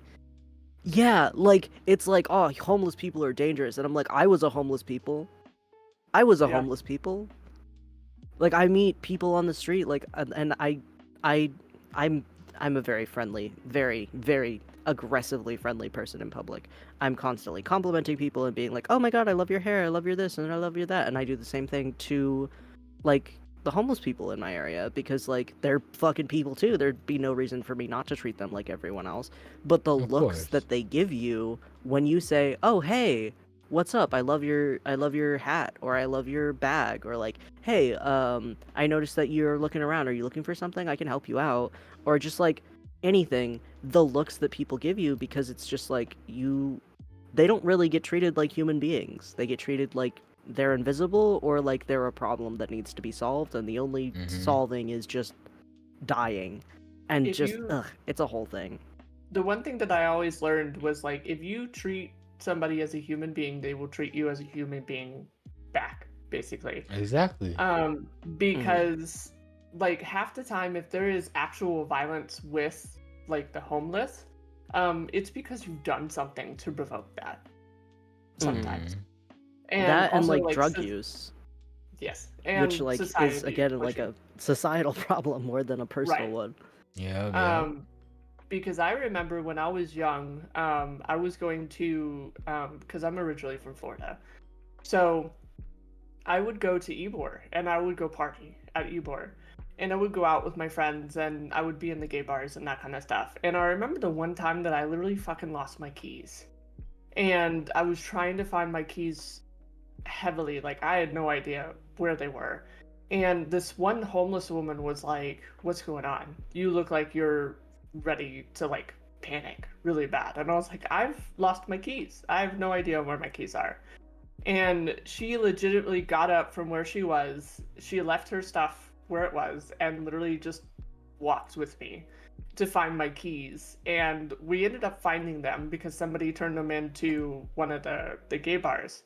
And I Mhm. found it, but because she stayed with me like that entire hour of trying to find them, I gave her money because I was like, "You didn't need to do this. Thank you." So Yeah. like here's money. Go have some dinner. If you want, like I can go buy you a pizza slice like right now. And she was like, nah, like I'll get dinner later. I already ate.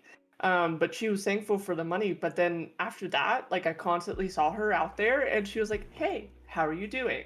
And I would have some guys who were stalking me sometimes because I mean I'm going to a gay bar. And she would walk up and be like, "What the fuck is your problem?" to the guys. And they were just like, "Oh, Oh okay." shit.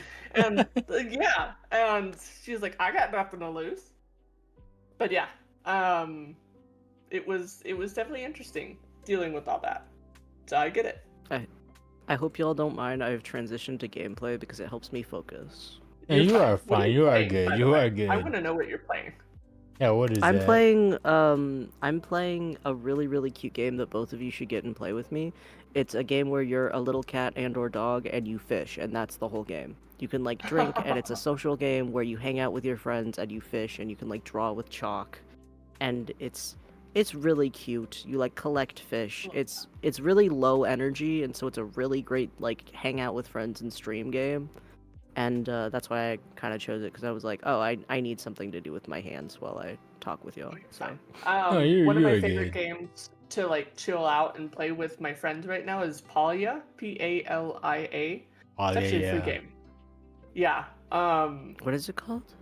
Palia, Palia.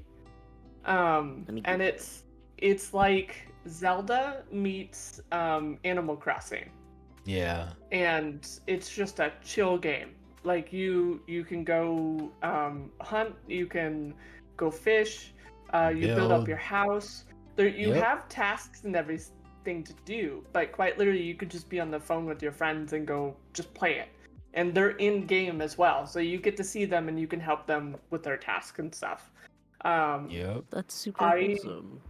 Yeah, I really didn't realize that I needed like a game that was like super chill to play until my mods who mod for me got me into the game. And I was like, I like this game. Why didn't I get into Animal Crossing? Cool. So I'm playing that now. So at some point I'll stream it, but most of the time I tend to just stream the games that I'm doing on like Tuesdays and Thursdays. But I might get into that. But yeah, if you're looking for me on there, I believe I am Alexandria Medusa on that.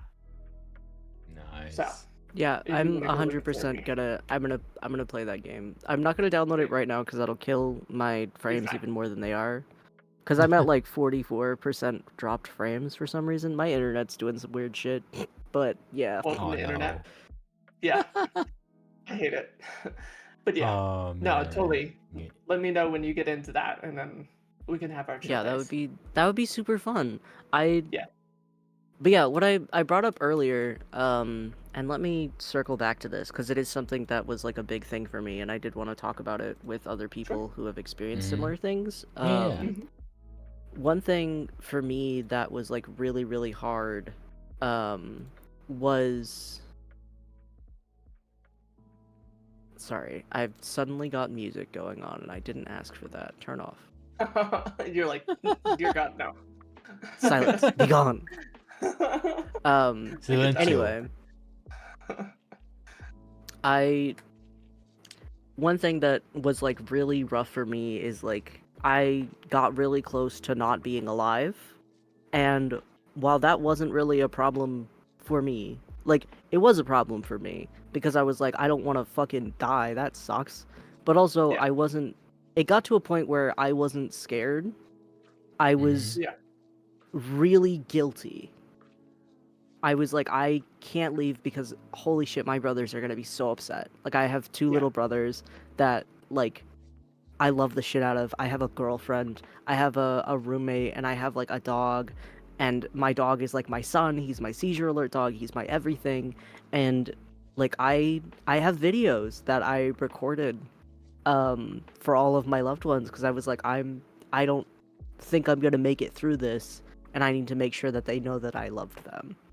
Yeah. And like that was such a massive issue during the stroke and recovery, was just like trying to survive that, trying to survive like how fucked up that felt, Yeah. Oh, you know? Because a lot of it was just like I don't like stressing people out, and I don't like people being upset. And like I think it was like 2 months. It wasn't until like 2 months after the stroke that I knew that it wasn't gonna happen again, and I knew that I wasn't gonna die, that I finally told my brothers what had happened to me, Yeah. and I finally told my mom. And I'm not like in contact with my mom as much anymore, but like that, the fact that I don't know, it was just this really weird thing where it's like it doesn't really matter that much to me if I go, but like that's I'm not scared of going. Like for me with my like religion and everything, like I know where I'm going, and with our like unique experience as like a spiritually based system and stuff, where like yeah, we're okay. Like if this happens, it's gonna suck and it's gonna be sad because we're not gonna be able to see people, but we're not scared. And then it was just, but I'm gonna be leaving people behind, and that was like the hardest thing during the whole thing. I think the hardest thing, other than like, I think, yeah, like the hardest part of it was trying to cope with I could die and there's nothing I can do about it, and there's no one's going to help me, and I need to tell people so they're not scared, but I don't want to tell people because I don't want to scare them, you know? Yeah. And Yeah. that was a weird and fucked up and not fun, but it was also just like a fucking thing that I had to do, and it was, yeah, I think one of the hardest parts for me was just like I still feel like because of how drastically disabled I became, and like it got so much worse, I kind of feel like a burden to my loved ones, and that That's the feeling worst is never a great one. Damn. Yeah. That's definitely a rough one. Yeah, it is. And not great. Wait, how the fuck? Do y'all know Oh. like the standard sizing of a fucking thing? Cause my shit's being weird. 1920 by Ah. 1080. Yeah, yes. 1720 by 1080. Okay, you guys are awesome. Thank you. No problem. Oh, by the way, Void, chat is asking what kind of dog do you have? I have a Black Lab Australian Shepherd mix. His name is Prince Julian, and he's a very good boy, and I love him more than anything. Also, we should probably do the combined chat at some point. I completely forgot about that. You're completely fine. I don't know how to fix anything. I've done fucked up. I've got Yeah, two you're good. screens, and my game is like weirdly stretched over both of them. Oh shit. Make Love small that. No. enter. Oh my god, that's so I bad. hate it when it decides to happen. Yeah, I Yeah, can I see don't know what you're why going through right now. I'm trying to get it to be big again, but it's not wanting to be big. All I can think of is 17. 1920 by 1080. That's usually the standard. But why is that so big? What? What the hell?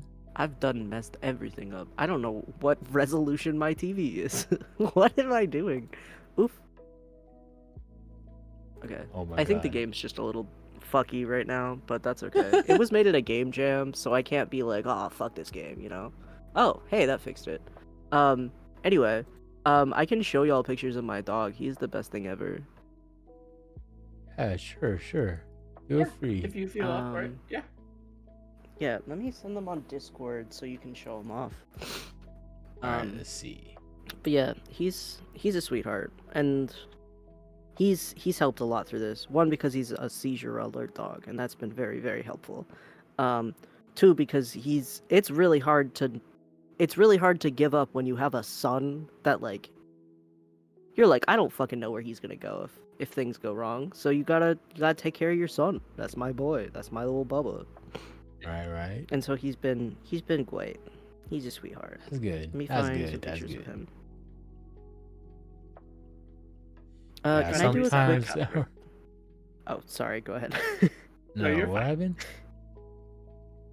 I was wondering if I could do a quick check-in with you guys. I'm kind of anxious, and I wanted to make sure that I'm socializing good. Yeah. you're fine. You're doing I kind fine. of You're figured doing since good. you pulled up the game that like you're using that as like your little outlet, which is completely fine. But it Yeah, also hell yeah. made me realize that I'm like, cool. My brain is deciding to shift, which is completely normal. Yeah. For me, I just am an anxious little thing, and it helps for. I have really bad OCD, and sometimes I require reassurance, and it's been a lot Okay. easier to just like ask people where the vibes are at instead of letting my brain try to guess that everything is horrible and I'm doing a bad job, because it's like, yo, Nah, if you're you just fine. like No, ask you're people, fine. they'll tell you. You are good. Okay, awesome. I always want to be a good vibe, and if at any point I am no longer being a good vibe, please Shout that shit out. Tell me. Oh, don't worry, we will. No, but you've been good. You've been cool. So you've been cool this whole stream. So that's really good. Doing really good. Yeah. Yee. The thing is, like, I feel like I'm genuinely a pretty chill, cool person to talk to. Like, most people tell me I'm really fun to talk to, and I'm like a great vibe. But I just like to make sure, you know. Of course. There's nothing wrong with that. There is completely nothing wrong with that at all. No. I mean, I'm going if you through feel my- like you my have old to ask, photography. that's fine. You're good. To show y'all the high quality pictures of my boy. Oh, there it is. Look at the Fine. prince. I've got an old camera that I love taking pictures of him with. Yeah.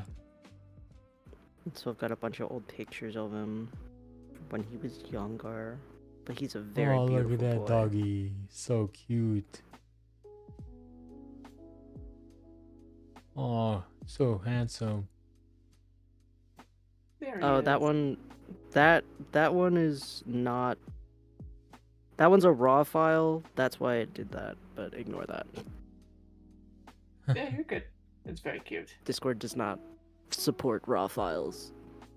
No, it does Okay. not. I think So cute. some water would make me feel better, and a slice of pizza. Oh, There you yes. go. Pizza. Now I want All pizza. right. Oh, no. I know, right? What have you started? Pizza's so I got good. I got pizza bites. Hey, you remember the bagel bites? Yeah, hell yeah. Those are so Yeah, good. Yeah, I love bagel bites so much, but I don't have any at home. I should go get some. What's your guys' favorite comfort food? Ooh, mac and cheese. Like, hands Mm. down. Comfort food? Fuck, man. You know, honestly, I can't choose. It's too hard. Yeah, well, thankfully, I'm dating a chef, so. Oh, that's cool. Yeah. And it's hard my for me girlfriend can because cook anything. it's hard for me because I'm a chef myself. And I'm just like, fuck, man. Feel that. I'll eat whatever I want. But honestly, like, if I were to really, really choose, sushi. Mhm. Sushi is my comfort food. Like, now the fact that I can make it myself, I'm like, yo, hell yeah. Oh my god. Yeah, like, I love, like, the fact that, like, I love sushi so much. I'm just like, dude, I had to learn how to make it because I have not been to a sushi spot in a long time. So I was like, you know what? Let's learn how to make this shit. And I'm glad I did. I'm so glad I did. And I just put the Palia link in Machu's, and I'm gonna throw it in yours, Voids. We should Yeah. probably do the combined chat thing. I want to do that. That way, y'all can read my chat Sure. for me, so I don't have to worry about it. yeah, Let's see. of course. Let's see. We got There, I sent a link to. Imran. Oh. It says that it already sent.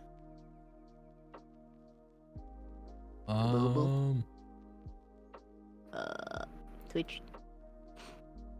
To Let's Twitch. see. And then I can just click on your thing, and I'm gonna knock. Something went wrong. Please try again. Great. Cool. Alright, let me close out Chrome then. Because Chrome is the only one that lets me do the Yeah, same. join. Same. Yeah, I here. used Brave, and Brave works, but Firefox did not work. Okay, so I got Void. Hello, hello. Let me mute that so y'all don't have to hear me on twice. What happened to my window for There that? you are. Oh, Oh, what Is the it there? fuck? nope. That's not what I wanted.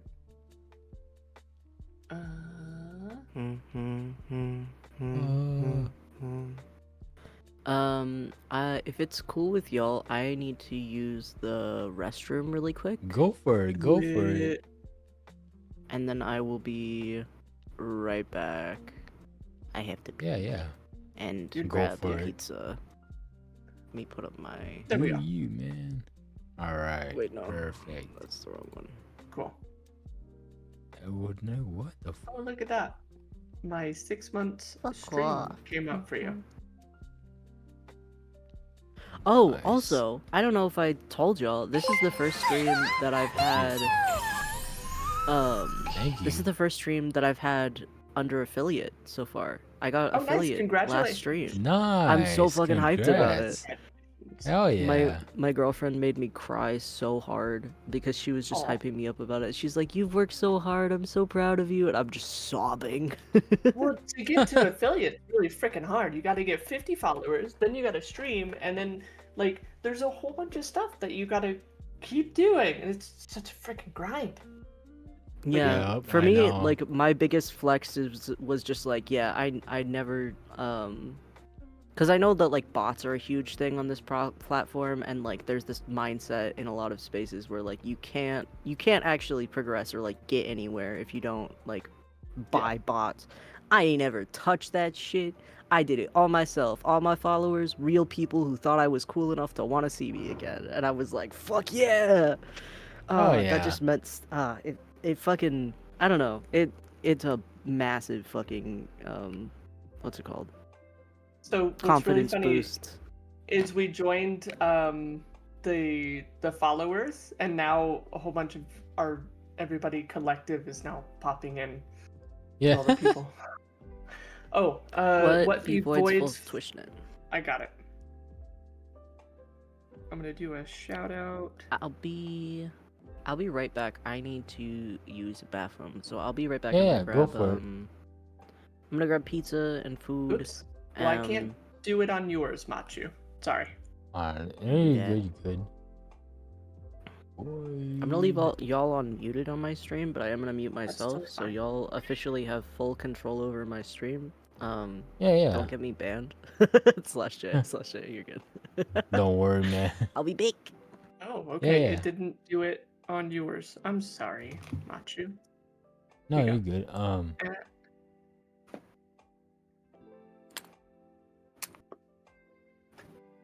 I'm got this. I can't do quick. that. There. Void Spooks. Let me see if I can grab a link for you. Twitch. There you go. What spokes? Grab the link. What spooks? Spokes. Ah, There you go. Ow. I'm trying yeah. to adjust this chair. Sorry. I have to adjust myself in my chair all the time. I'm just like, fuck. I need to get a better chair now. I got wires hanging down so they're touching my feet, and I'm like, well, Oh, that's gotta be painful. it's not painful. It's just fucking annoying. I'm like, It's stop just touching like- my feet. Exactly, just rubbing upon you. Yeah. Oh my god. No, I know what you mean. Like,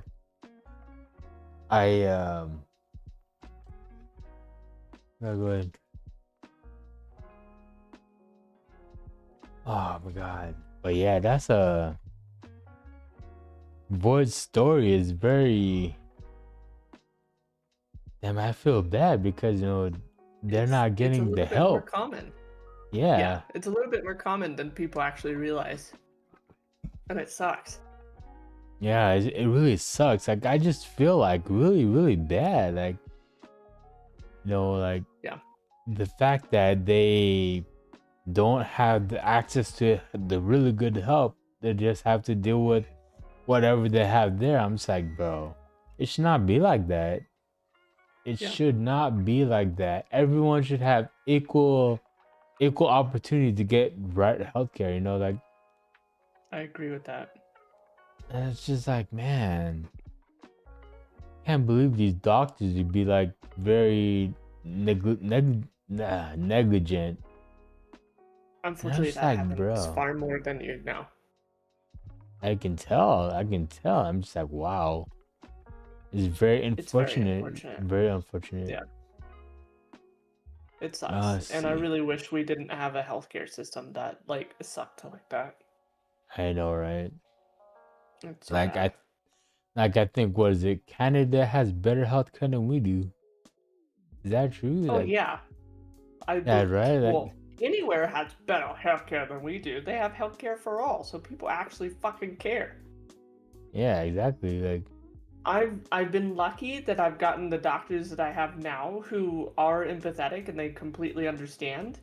yeah. But it was more surprising to me because when I had to go in for my neurologist, I went to go see her and she looked at all my brain scans.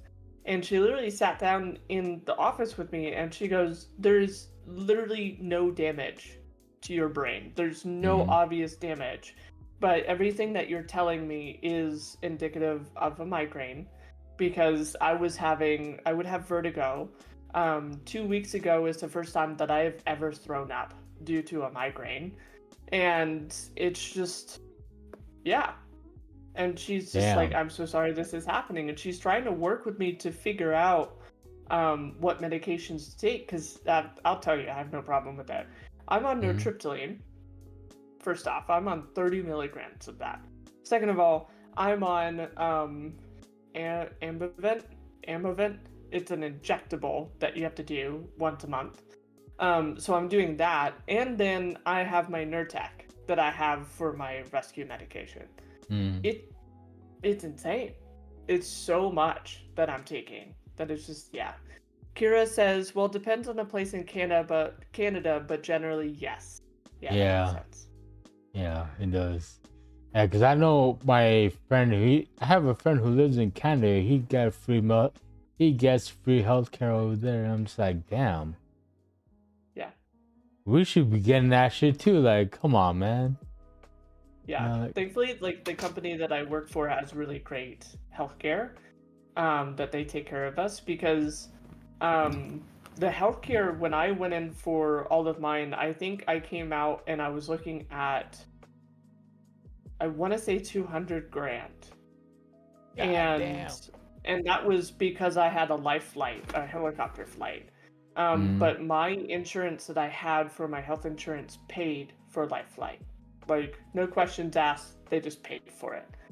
And so that, and then I had the ambulance ride, and I was in the hospital for 5 days specifically. Mm. It was horrible, like, to deal with that. And I think I came out only paying probably about $600 for everything Damn. because my insurance took care of it. And I was thankful for it, but it's just, yeah, it was too much. That is too much. Holy shit. Yeah, God damn. it's a lot. Yeah, I'm but damn, like, back. welcome back. Welcome back. Would Oh, it? holy shit. Make sure all my shit is working properly. Nice. Oh, hey, we've got someone switched out. Yay, new person. I'm gonna be British now. Nice. We got about 6 minutes left here. Do any of the viewers want to ask any more questions? Because I know we got one question. Let's Right? see. Okay. Scroll up. Voice full name. We got that already. Where is? Uh, Yeah, I've got that. Okay. Let me make sure this is working properly. Okay, so that's all It's good. not. Well, Okay. any Void, do you have any last minute things you want to say? Before we I think one topic that we haven't really touched on, but I wanted to, is like mental health and like the way that there is such a massive separation, like societally and like in modern medicine, between like your mental health and your physical health, but That's not fucking true. That's not there. When you have a brain injury, like, I feel like you realize, oh, it's the same shit. Like, your mental health and your physical health are literally just the same thing. Like, for me, that was a big part of what made our stroke, like, a net positive, was we learned Yeah. that our physical health and our mental health are not only correlated, they are the same exact thing. Mm-hmm. And, like, the PTSD that we have is like, yeah, PTSD is a nervous system injury. That's a thing. And like Yep. the problems that we've experienced and the thing, and it's like people brush it off as mental health, and like realizing and recognizing that, like, yeah, no, stress kills people, and like mental health is physical health, and overstimulation is harm, and like learning to listen to ourselves and our body when we are not doing well, you know? Yep. So we no longer have to kind of, I don't know, because there's this idea that, like, I don't know, I feel like a lot of people forget that one thing that I've learned from like this whole experience, this whole massive bullshit, is that I feel like could help everyone is trust yourself. If you are hurting, if you are in pain, that doesn't happen for no reason. If you are uncomfortable, that doesn't happen for no reason. Whether it's just a bad vibe that you get around a person, or it's like, oh, your knee's been bugging you, but it's like, whatever, your doctor told you there was nothing wrong with it, so it's whatever. It's like, you just need to trust yourself. Because nothing happens for no reason. If you have pain, if you have something going on, there's gonna be a reason behind it.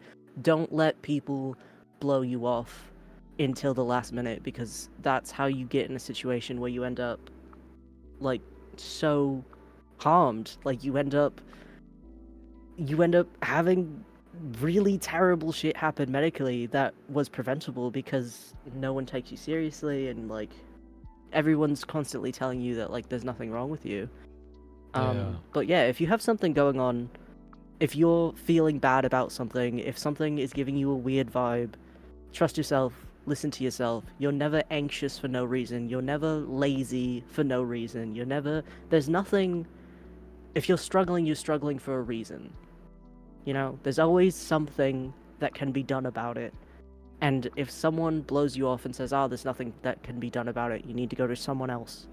And if all those someone else tells you, oh, there's nothing to be done about it, do it yourself. It's worth fighting for. You deserve a good life. You deserve kindness and happiness and wellness. And if you're not getting that from the healthcare provider that you are currently at, get a new one. You're paying that bitch. Like, you should get your fucking money's worth out of it. If you feel like your medical providers aren't listening to you, get a new one. Like, they are disposable. You are paying them. You can find a new one. Right. Yeah. That's I agree with that. That was something that I also talked about, was the fact that when you're dealing with healthcare professionals and dealing with going into therapy, you have the right to walk out.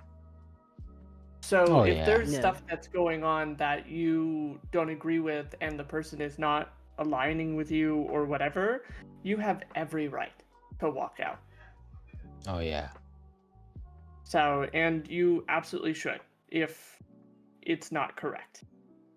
Big time. I totally agree with that. Just walk right out of the door and find someone new. Someone who will actually listen to you. Because that's what's going to matter in the end. Exactly. We matter, so, you know, the doctor should care about what we gotta tell them, you know, like, they shouldn't just write it off saying like, oh, there's nothing wrong with you. Nah. Yep. No, there's something wrong with us. It's just you being blind to it. You're being oblivious to it. You know, I also think like one thing that's really important, and this is important in so many situations, but like one of the unfortunately more common ones that kind of really highlights this is like narcissistic abuse, being abused and not treated well by someone. The only way that you get out of a bad situation like that is by talking to people. And it's the same with medical neglect. It's the same with medical abuse. And it's the same with workplace abuse.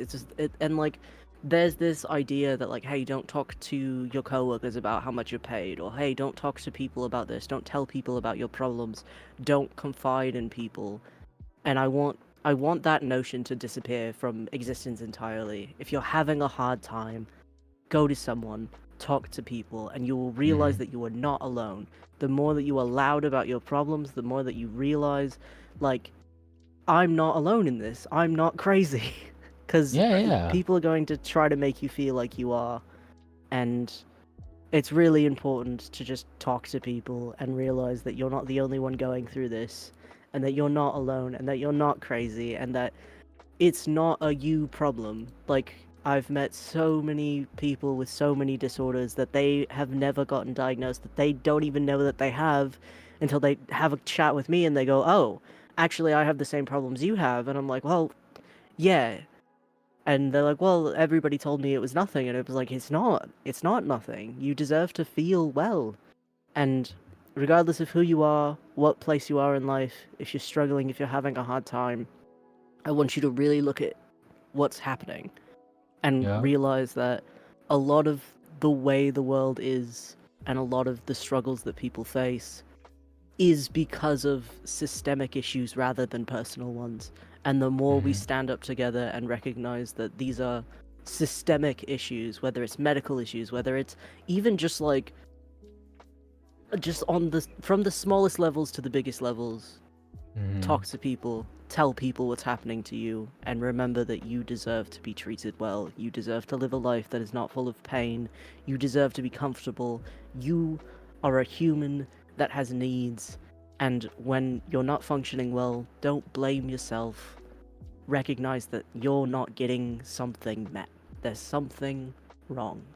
Because you're not, like, it's just the idea of like laziness and like stuff for me, because you get so many disabled people and so many people in general that are constantly just told, oh, you're just lazy or you're just depressed or whatever, and it's like, no, if you're laying in bed all day and you're like suffering and struggling, it's for a reason. And a lot of that reason can be like, oh well, you need to go outside, you need to make friends, and systemically that's really hard because of this reason and this reason.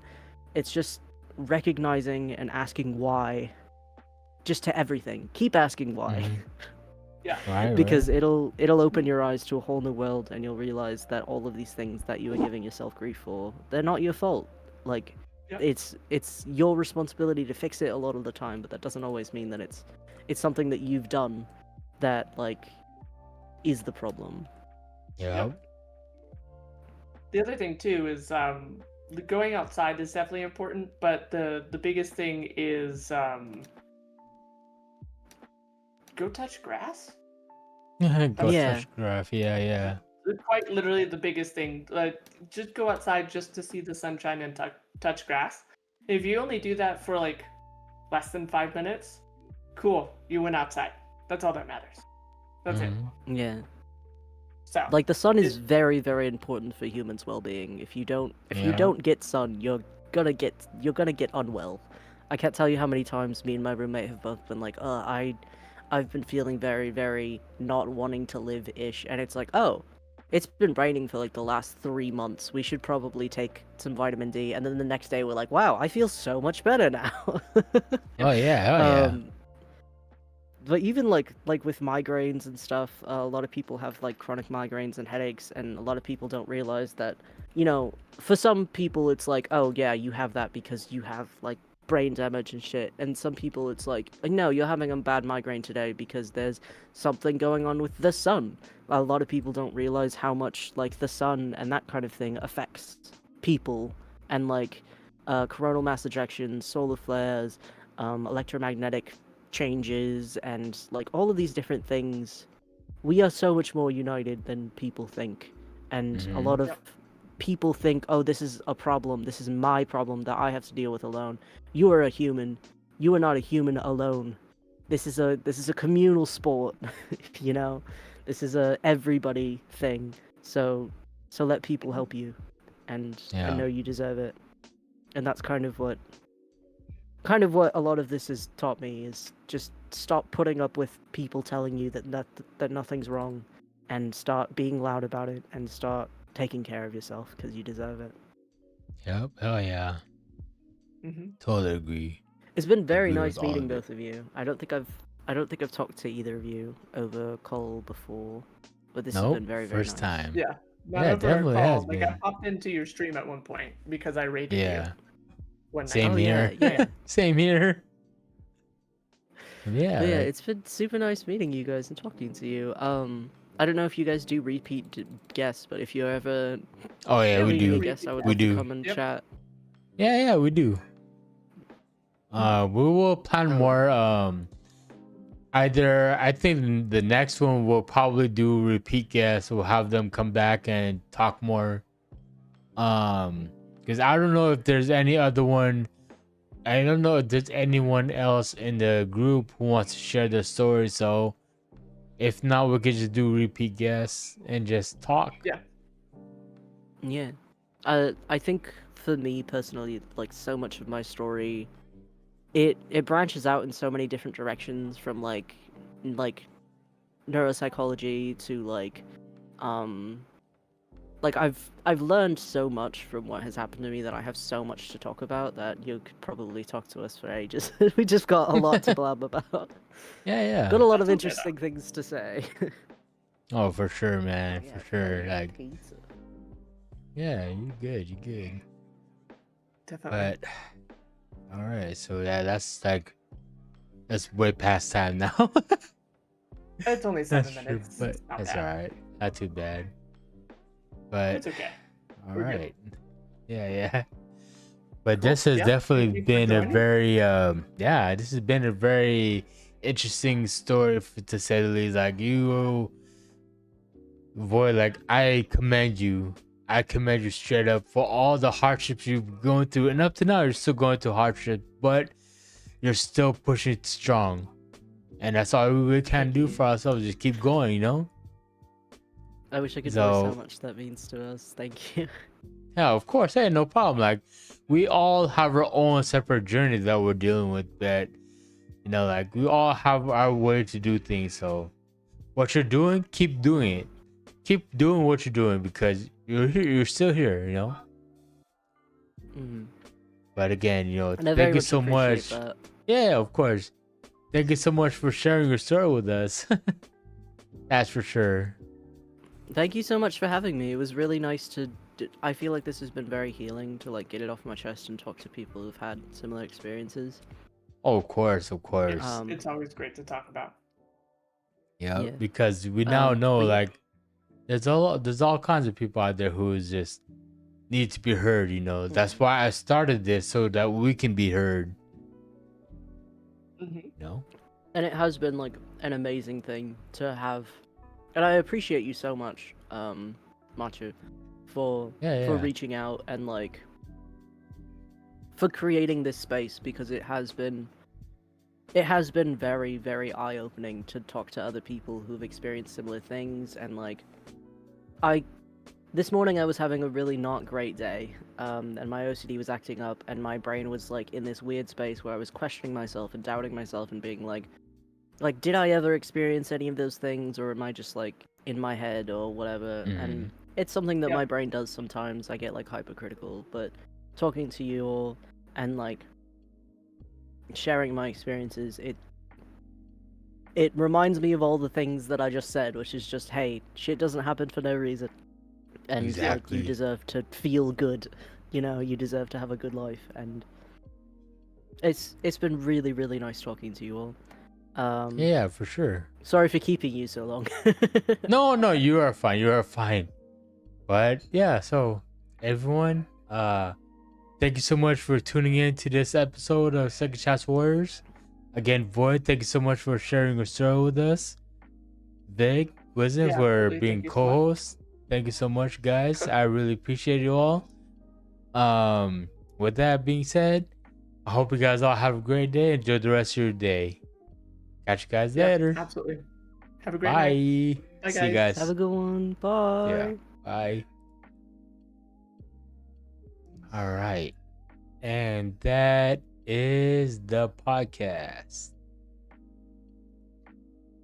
Thanks so much, YouTube. We'll catch you later. Okay, and YouTube.